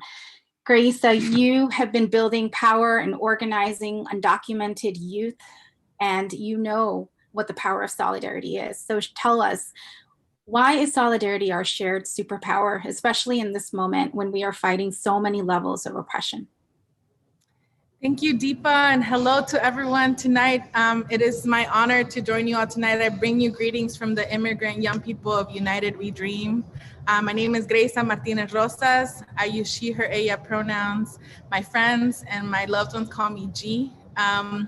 And I join myself tonight both to the heartache and the prayer and the music and the song that we've heard tonight. And you know, when I think about this question, I think about the poem In La Quech by Luis Valdez that says, "Tú eres mi otro yo. Si te hago daño a ti, me hago daño a mí mismo. Si te amo y te respeto, me amo y me respeto yo. You are my other me. If I do harm to you, I do harm to myself. If I love and respect you, I love and respect myself." And you know, I grew up the daughter of Southern Baptist preachers in Texas, and the biggest thing that comes out of that part of my childhood is the knowing that joy comes in the morning, and that in this moment, though it may feel frail, and we carry the words and the names of Micaiah, of the people whose names have been spoken into this place, of Adam Toledo in Chicago, of the history that the Pseudo for Solidarity folks have been able to bring into this place. I join myself to the freedom fighters like Judith Brown Dianis, like Deepa Iyer, like Valarie Kaur, like Mike Ishii, and many others on this call, to say that the superpower is the realization that though sometimes it is hard and difficult in this moment, joy, the collective joy comes in the morning, sisters and brothers. And I know that in moments like this, sometimes it feels like we're alone, and that things may not are hard to see into the night, but I wanna remind us of who we were called to be. We are those of the people that have poured into us, our mothers, our loved ones. We are those of the mentors that have poured joy and knowledge and solidarity into this moment. And so we are the ones in this moment to be able to embrace each other, to know that we are not alone, and to remember that we have already won. Just the fact that we're here together at 9:51 p.m. on a Thursday night, wherever you're standing, and we are saying without any hesitation that we are going to join together, and in loss and in pain and in joy and in anger, we stand together. And so I say to you that we have come too far. We will not turn around. We will flood the streets with justice because we are freedom bound. And those are the words of the powerful Black poet, June Jordan. She follows us today, and she tells us that joy comes in the morning, sisters and brothers. And I'm really excited of being here together with all of you and joining myself in the fight for freedom with you. Thank you. Thank you, Gracia. Thank you for bringing James Baldwin and June Jordan into this space. We are so grateful. Now I want to actually invite into the space Mike Ishii from Suru for Solidarity. As we all know, Asian American communities through our time here in the United States have faced tremendous exclusion, incarceration, deportation, and racism. And Suru for Solidarity works with Japanese Americans to bring this idea that Gracia just talked about bearing witness and solidarity to all communities. So Mike, welcome, and tell us why Japanese Americans are standing in solidarity with Sikh communities and stopping anti-Asian hate. Thank you, Deepa. And I have to send a big hug to all my brothers and sisters out there. Gracia, thank you. I love you. First, I want to offer my condolences. The continued violence toward people of the global majority in this country is disheartening. And in this moment, I know a lot of people are holding space for grief and brokenheartedness and a lot of deep pain. And I hold your pain. as a Japanese American fourth generation Yonsei, I am the son of a mother who was incarcerated by the United States government in a concentration camp when she was a child. And my community was silenced. The impact of the violence that targeted us was surveillance, forced removal, mass incarceration, murder, deportation, and a deep silencing. And they also succeeded in splitting our community in half and having us fight each other. That exists today. And we work very hard to heal those schisms, but the work continues. And so sort of listening to the powerful voices this evening, I just want to say that I hold your searing grief and outrage, and I think this is an outgrowth. It's a logical and white supremacy around the world that have actually destabilized our countries of origin, and those women that were murdered, those dear beloved sisters that were murdered in Atlanta, like our brothers and sisters who were murdered this past week, our Sikh brothers and sisters didn't deserve that. And so we're demanding by a white gunman who came into their house on Christmas Eve, 1943, and he shot them point blank with a gun, and he killed them. And so I'm listening and I'm holding space for you, and I'm remembering my own family history. And unfortunately, it's not an anomaly for us. And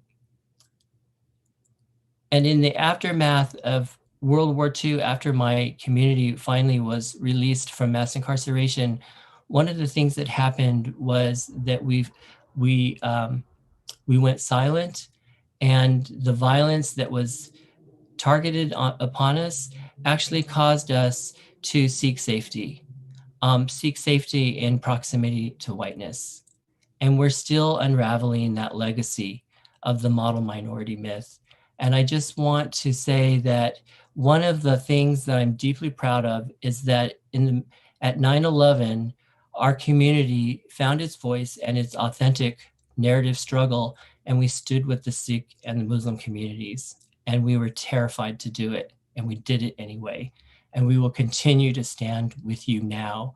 We went to Texas, to the detention sites, to stand at the barbed wire and demand they release children being taken away from their parents. We'll do the same thing over and over again, because what we know now finally is that our healing is not related to proximity to whiteness. It's not. It will never happen. It's when we stand together, and we stand together at the front line, that actually that's when the healing of my community began to take place. And so we will be with you. We will be with you in the darkest hour, and we will continue to be with you. And so will you be with us, we know. I love you, and my heart's breaking for you right now. But know that also the sun will rise tomorrow, and we will be there together. So I send my love to you all. Thank you so much, Mike. Thank you for sharing your personal pain. Thank you for reminding us that solidarity requires us to overcome our fears and to show up again and again and again. And that's what Suru for Solidarity does. Thank you. Now I want to bring in my sister, my mentor, Judith Brown-Dianis from the Advancement Project. Judith, as you know, we marked the verdict this week in Minneapolis with relief, but we also knew that the fight for systemic racism to end anti-Black racism is far from over. Why must we have a practice of co-liberation in this moment? Well, thank you, Deepa, for inviting me this evening. It is an honor to be here with you all. And it has been just an incredible evening. It has filled my spirit and my soul. And it was something that I needed in this moment. And my love and prayers are with the families who lost loved ones in Indianapolis and the Sikh community. It was horrific. No one should send their loved ones off to work and worry whether they will return at the end of the day. It's simple. is our country, that we built it and that we are building it, and that it is better off because of all of us. You know, Deepa, I just days ago, feels like a lifetime ago, sat in front of a television awaiting the verdict in the trial of Derek Chauvin for the murder of George Floyd. I had watched the video of the murder several times. I sat through days of testimony watching on TV. My heart ached for the witnesses, especially the teenager who filmed it and the 9-year-old who witnessed it. The trauma that they are experiencing, that we all are experiencing from witnessing the death of another Black man at the hands of the police and at the hands of the state, is very heavy. I must say I was relieved at the guilty verdict. The feeling that Derek Chauvin could be held accountable was important in the moment, yet I knew that it wasn't enough, that it wasn't the end. I knew that it was a whole system that allowed this to happen, and that it had not been fixed by this one verdict. In fact, within moments of the reading of the verdict, we heard about a 16-year-old Black girl, Ma'Khia Bryant, who was killed by the police in Columbus. I was jarred by the photo of her shoes.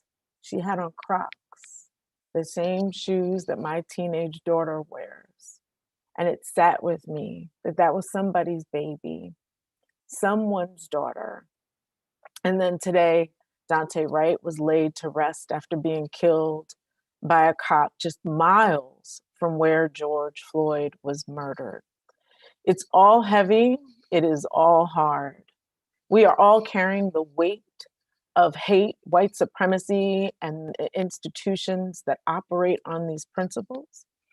There have been days when I have felt like just staying in bed or trying to ignore it, but I can't.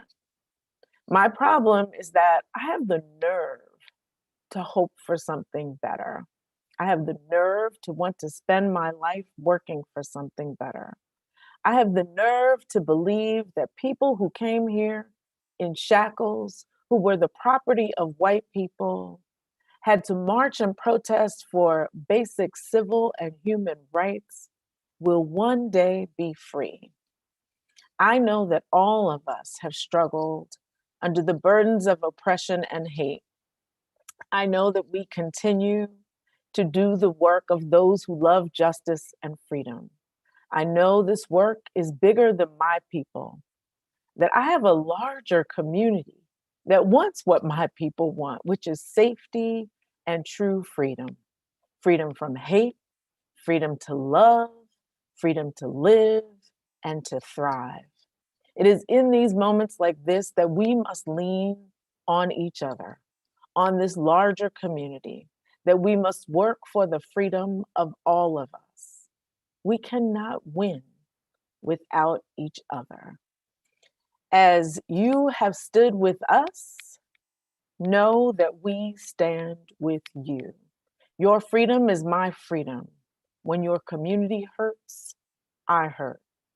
Through our mutual love of freedom, justice, and democracy, we will drive out hate. We will end racism. We will build a future where we will lay down our pain and thrive. Thank you for having me this evening. And please know that, that so many of us stand with you, and our hearts are with you in these hard moments. Thank you, Judith. I think I can speak for everyone watching that we felt that. We know you stand with us, and we are so grateful. And we are following the leadership of Black communities to liberation and justice. So thank you. We have a couple of more speakers who are going to share with us their visions of Solidarity Native American Rights Fund to share why Native communities stand. Go ahead, Don. Great. what's being said this evening and what's been shared. My name is Don Ragona. I'm a citizen of the Matinacock Indian Tribe of New York. I'm the Director of Development and House Counsel for the Native American Rights Fund. And the Native American Rights Fund, or NARF, it's a legal organization that's been fighting for Native rights for over 51 years. First, I'd like to say on behalf of the Native American Rights Fund, our Executive Director, John Echohawk, our staff, and our Board of Directors, I'd like to offer our deepest and sincerest condolences to the families of the victims of this horrendous act of violence and to the Sikh community of Indianapolis. We offer our prayers and our condolences to you all and for your loved ones' journeys. I also want to thank the Revolutionary Love Project, Faith in Action, the Sikh Coalition, and you, Deepa, for the invitation to pray and to speak with you tonight. I'm truly humbled and honored to be here. Growing up, I was blessed with an amazingly strong traditional family on both sides. I was able to grow up around our traditional leaders with our languages, and also among and around movement leaders like Russell Means and Dennis Banks and Vernon Bellecourt, and so many others. And they taught me to be proud of who I am. They taught me to not reject what we are, not to walk in shame of who we are. And that every time we spoke our language and every time we dressed the way we dress traditionally and wear our hair long and so on, that it was an act of resistance, but also an act of pride and honoring those ancestors that came before us.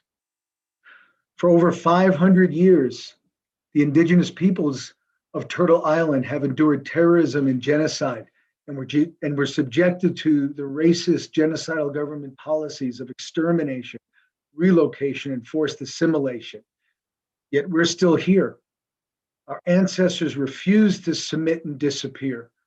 Rather, and often with dire consequences to themselves and to their families and their tribal nations, they hung fast to our languages, our spiritualities, and our cultures. It's those things, the things that make us who we are, that give us strength. The very things they wanted to eradicate is what helped us to persevere and to survive. It's a beautiful way of life that was given to us by the Creator, and no other human being has the right to take that away. And that's true of all cultures and all religions. We have been taught that every living thing on the earth has a purpose and a place. Living this way creates harmony and balance for the earth and everything upon it. It was their and our sacred duty to protect that way of life and who we are, but we cannot do that alone. No community can face a tidal wave of hate alone. If we want to survive and to live the ways the Creator gave us all, then we must join together and stand up against the hatred and violence that is being perpetrated against our communities. And that's why the Native peoples of Turtle Island will continue to stand in solidarity with the Sikh community, Black communities, Brown communities, and Asian communities to oppose and condemn any and all acts of terrorism and violence that are directed towards our communities and towards our loved ones. Together, we will draw the line in the sand and say no more. It's our collective right to live in peace and be respected for who we are as human beings. And only by standing strong together in solidarity, without fear, can we make that happen. And I can tell you that we will be there for your communities, as I know you'll be there for ours. I want to thank you for allowing me to share tonight and allowing me to be here and to pray with you. And all the love that I can draw up from my inner being goes out to you and to your communities and to the loved ones, families that you lost. Thank you. Thank you so much, Don, for reminding us of the power of our ancestors and reminding us that cultural practices and languages preservation are all acts of resistance. Thank you. Next, we're going to actually hear a pre-recorded message from Aijan Poo of the National Domestic Workers Alliance.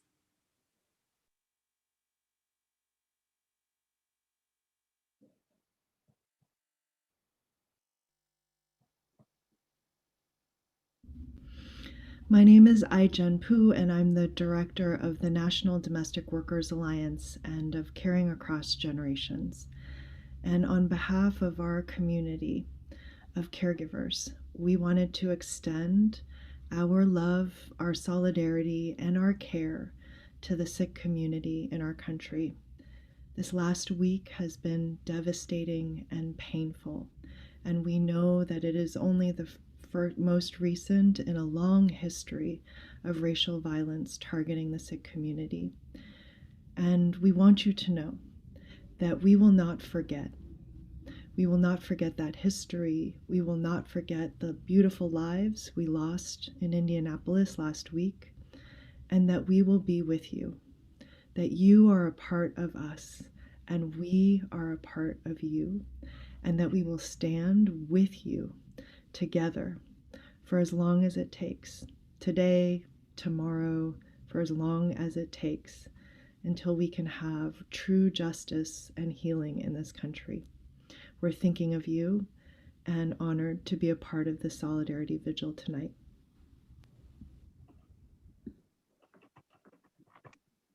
Thank you so much to Ai-jen, to Camila, Graisa, Mike, Judith, Dawn, for your declarations of solidarity, your commitments to collaboration.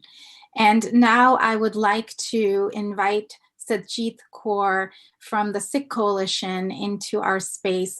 The Sikh Coalition has been on the front lines of what has been happening in Indianapolis, and they have been handling so many requests of support, responding to media, and really connecting with all of our communities. Sajid, as you heard all of these commitments to collaboration, what is coming up for you, and what does the Sikh community need us to do right now? Thank you, Deepa. Thank you, Valarie. Thank you, Revolutionary Love, Faith in Action, for bringing us all together in this space tonight. Deepa, a colleague of mine actually asked me the question this afternoon of like what I'm feeling, and while I am sad, I'm also really angry and frustrated, and a space like this helps ease some of that. And so I do appreciate this space, and actually being able to step away from rapid response right now and to reflect, I think is good for all of us. On Friday morning, when I first got the call that Sikhs were most likely among those killed, my heart sunk in a way that it sunk on Sunday, August 5th, 2012 for Oak Creek. I dread these calls. My phone sometimes ringing makes me anxious, because the reality is those on my team, those on the front line, so many people that are on this call today get those types of phone calls far too often, and more often than is even reported in the news. And I think we have to sit with that. Malika Kaur, a friend and the executive director of the Sikh Family Center, recently said in a statement, "Anyone who does not enjoy the privilege of whiteness in this country would instantaneously think racism must be investigated as a motive." And so I just want to sit with that for a second, because as we continue to call for a thorough investigation, including the potential of bias as a motive, it's important to understand that that's the impact that any moment like this actually has on us. This shooter had a previous propensity to violence. Last year, they had found white supremacist websites on his computer, and he obviously had a vast understanding of the demographics of this FedEx facility and its employees. And so as we're putting all of these pieces together, yes, it points us in that direction. And while it's being investigated, I think it's more important to sit with like what the impact it has on us, regardless of what motive is found. There was a hate that ran so deep in a deeply flawed system that led to a young man to take the lives of 8 beautiful humans. Amarjit Johal, Jaswinder Kaur, Amarjit Sekho, Jaswinder Singh, Carly Smith, Matthew, Alexandra, Samira Blackwell, and John Weisert. And we can't forget those names. We can't forget those individuals, because they are the backbone of America, all of them. And we also can't forget those who survive but are going to live with this nightmare continuously. And Deepa, to get to your question about what we can all do, look, I'm going to say this, and I say this always, the Sikh community is strong and resilient. And though we face this trauma and we face countless traumas, the Sikh community will continue to rise, serve, and protect others. No one can break that spirit of fearlessness and internal optimism. That being said, we collectively have to do more. Marginalized communities, minority communities, Black and Brown communities should not have to continuously fight for their existence or prove their worth. Some of those killed have witnessed many tragedies in their lifetime and continue to watch them unfold across America and across the world. And so if we want to honor them, if we want to remember them, let's start by understanding their stories and fight for a tomorrow that isn't plagued with that same epidemic of hate and violence. And so my call to action is, first, please directly support the families in Indianapolis. The attention is going to find your role. Thank you, Sachit. Thank you for holding the rapid response down. Thank you for giving us those calls to action and for being here in this space. So as we kind of wrap up this section, I just wanted to summarize and synthesize some of the really powerful phrases that stood out to me. And perhaps you are also holding some of these phrases and taking them with you. But while we have come together at a moment of deep pain and trauma, we've been reminded to bear witness. We've been reminded to show up again and again for each other. We've been reminded to fight the systems of white supremacy and not fight each other. We've been reminded that while there is shared pain, there is also shared struggle. We've been reminded that even though everything is heavy and everything is hard, that we can look to the strength and resilience and histories of our ancestors. We've been reminded that we must build the capacity and the nerve to fight for justice and freedom, and that always we must support survivors and solutions that center survivors, and find a role to play depending on our skills and our networks in movements, in organizations, and in our local communities. So with that, thank you to Camila, Grace, Mike, Judith, Dawn, Satjit, Aijan, and I'm going to turn it back over to Valarie.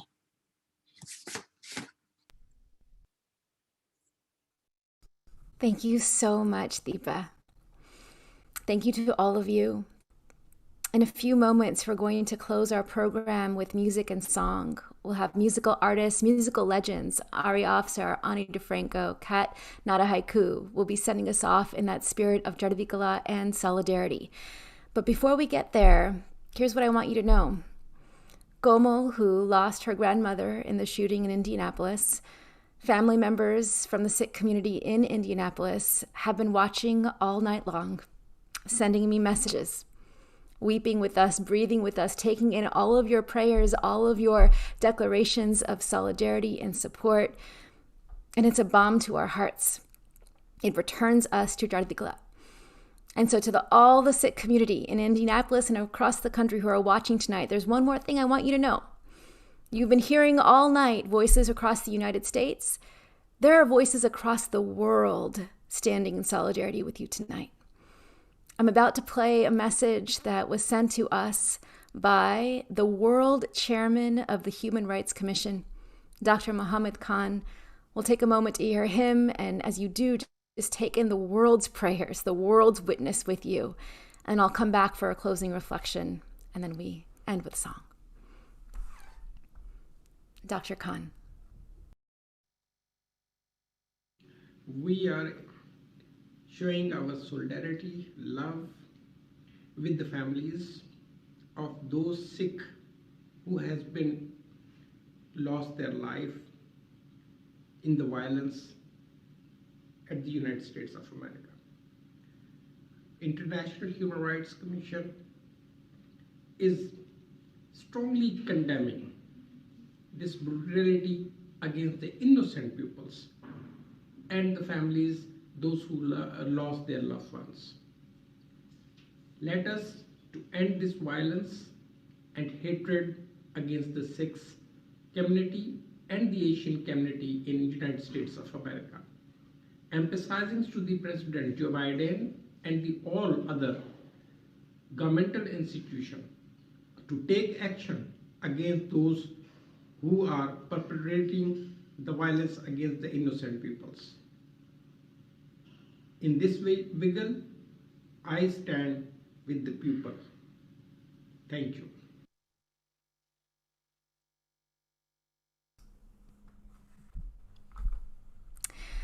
Before we close, I just invite you to take another breath with me. And as you do, notice what you are feeling in your body. Let it come. Good, and let it go. And if you've been with us all night, notice how it might be a little different from what you felt at the beginning of the night. I know that I can breathe deeper. I know that I can find longevity in this long labor for justice, because when we breathe together, we last. Before we leave tonight, I want to remind you of the things that you can do immediately. You heard it from our sister Satjit Kaur, to show up and support the families on the ground in Indianapolis. And remember, there are 3 things that you can do right now. You go to solidarityvigil.org, and number 1, you can write a prayer or a message of solidarity to the families. We at the Revolutionary Love Project, we will bind up your prayers into books and hand deliver them to the families in Indianapolis. You could also donate to the families to support all of the costs, all of the hardship that's going to be following for this working class community. And you can post. Now, I'm serious about this. We're creating tonight a story where there was none before. Anything that you wish to say tonight, to witness tonight, anything you want to share with the world, your friends, your community tonight, go online, go to Twitter, Facebook, Instagram, post from your heart. If you need ideas, solidarityvigil.com, they'll show you some sample posts that you can use. Just use the hashtag #StandWithSikhs. Stand with Sikhs. And if you want, you can add Stop Asian Violence or End Racial Hate, but stand with Sikhs. That is what you have done tonight.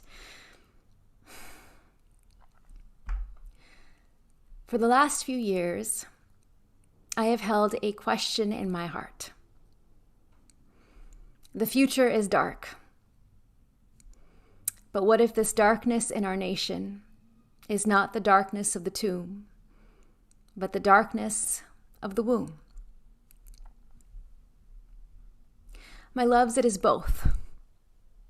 It is both. There are days that are so dark that I can taste the ash in my mouth. Friday night was one of those nights. Hearing about the details of the shooting, I remember the last time you felt that ash in your mouth, the darkness of the tomb. But when we come together to breathe like this, to grieve like this, then these are the moments when I see the darkness of the womb. And these moments, I see glimpses of the nation that is longing to be born. An America that is truly multiracial, multi-faith, multi-gendered, multicultural, where we see one another as part of each other, where all of us belong. Didn't you feel that tonight? I felt it tonight. With every single testimony, every single prayer, every single song, every single poem, every single declaration of support, this is what we could be. This is what we could be where we are. Each of you are midwives to a nation that is in transition. And if you take what you can tonight into your heart and show up where you are, every school, every workplace, every industry, every home, to build beloved community with this in your heart, with the spirit of Chardikala, ever-rising joy, every rising spirits, even in darkness, then we begin to birth what has not yet been. An America where we see no stranger. An America where I can look at you and say, you are a part of me I do not yet know.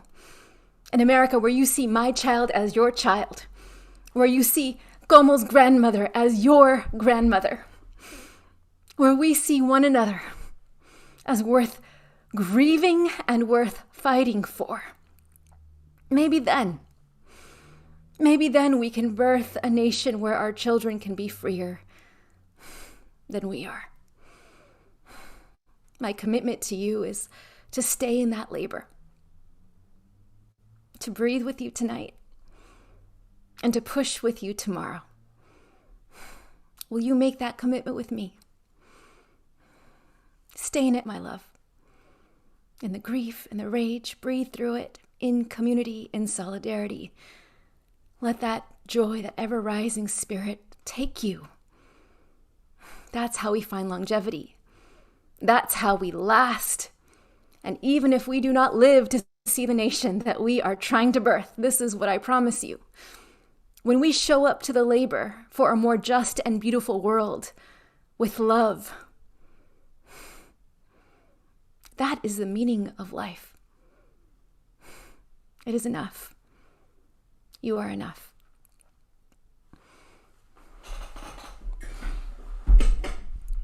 So with hands clasped, I say to you, Vaheguru Ji Ka Khalsa, Vaheguru Ji Ki Fateh.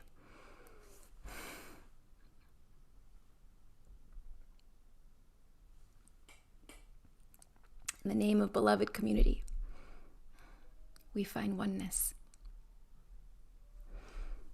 I leave you now with song from Cat Not a Haiku, Ani DeFranco, who will be singing Revolutionary Love, and Ari Afsar, who will be singing a song called We Won't Sleep. Dance with us into the night.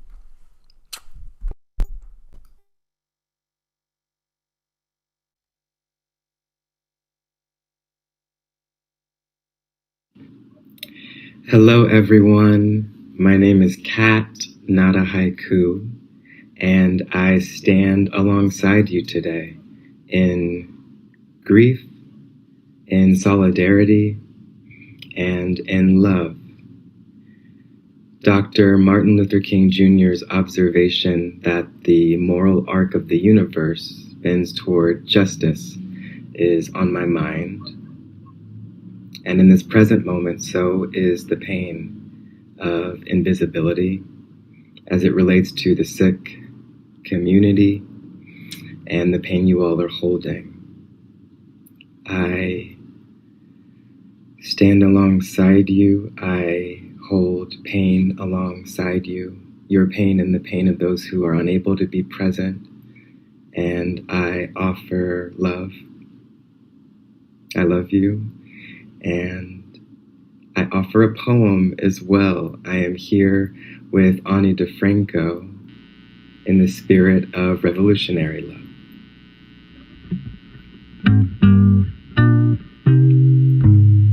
An unwell man extinguishes the life of a sick man under the watchful gaze of the sun.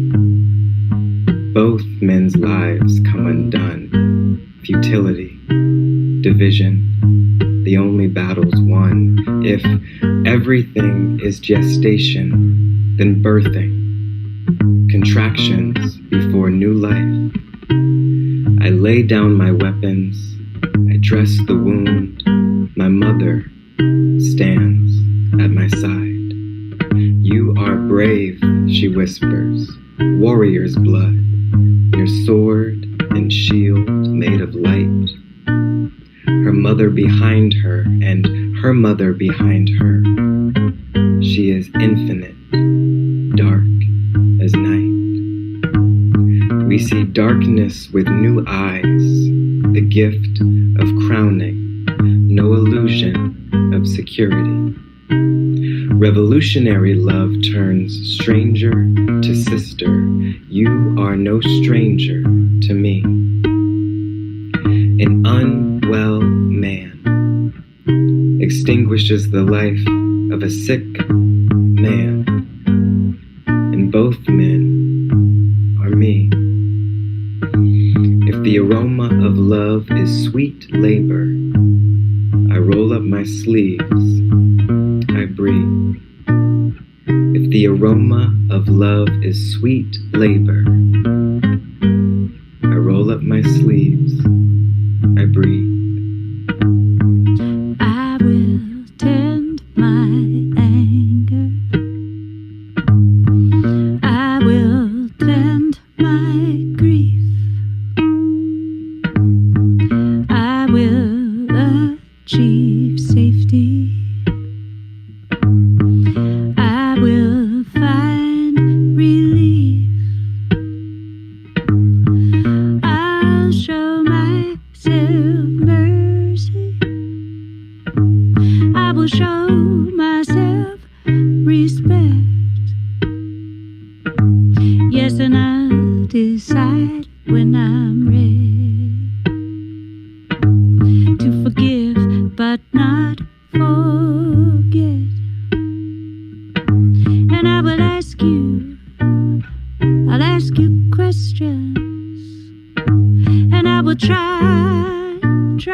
to understand.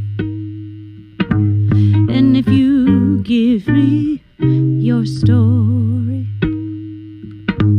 I will hold it in my hands, and I will bring the love, the revolutionary love.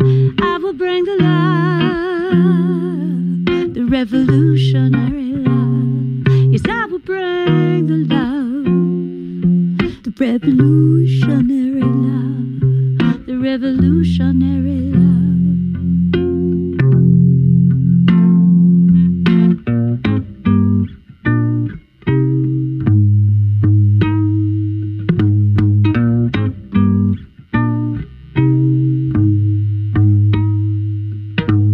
Yes, and even if you hurt me, oh, I will not shut down. No, you can't make me hate you and carry that hate around. Oh, yes, I will see no stranger, only parts of myself I don't yet know. Yes, and I see right through evil, to a wound too scared to show. Yes, I have the power to stay open. Yes, I have the power to be the one who I've been waiting for, or the one who sets me free. Yes, I can bring the love of the revolutionary life. I could bring the love, the revolutionary love. I could bring the love, the revolutionary love, the revolutionary love.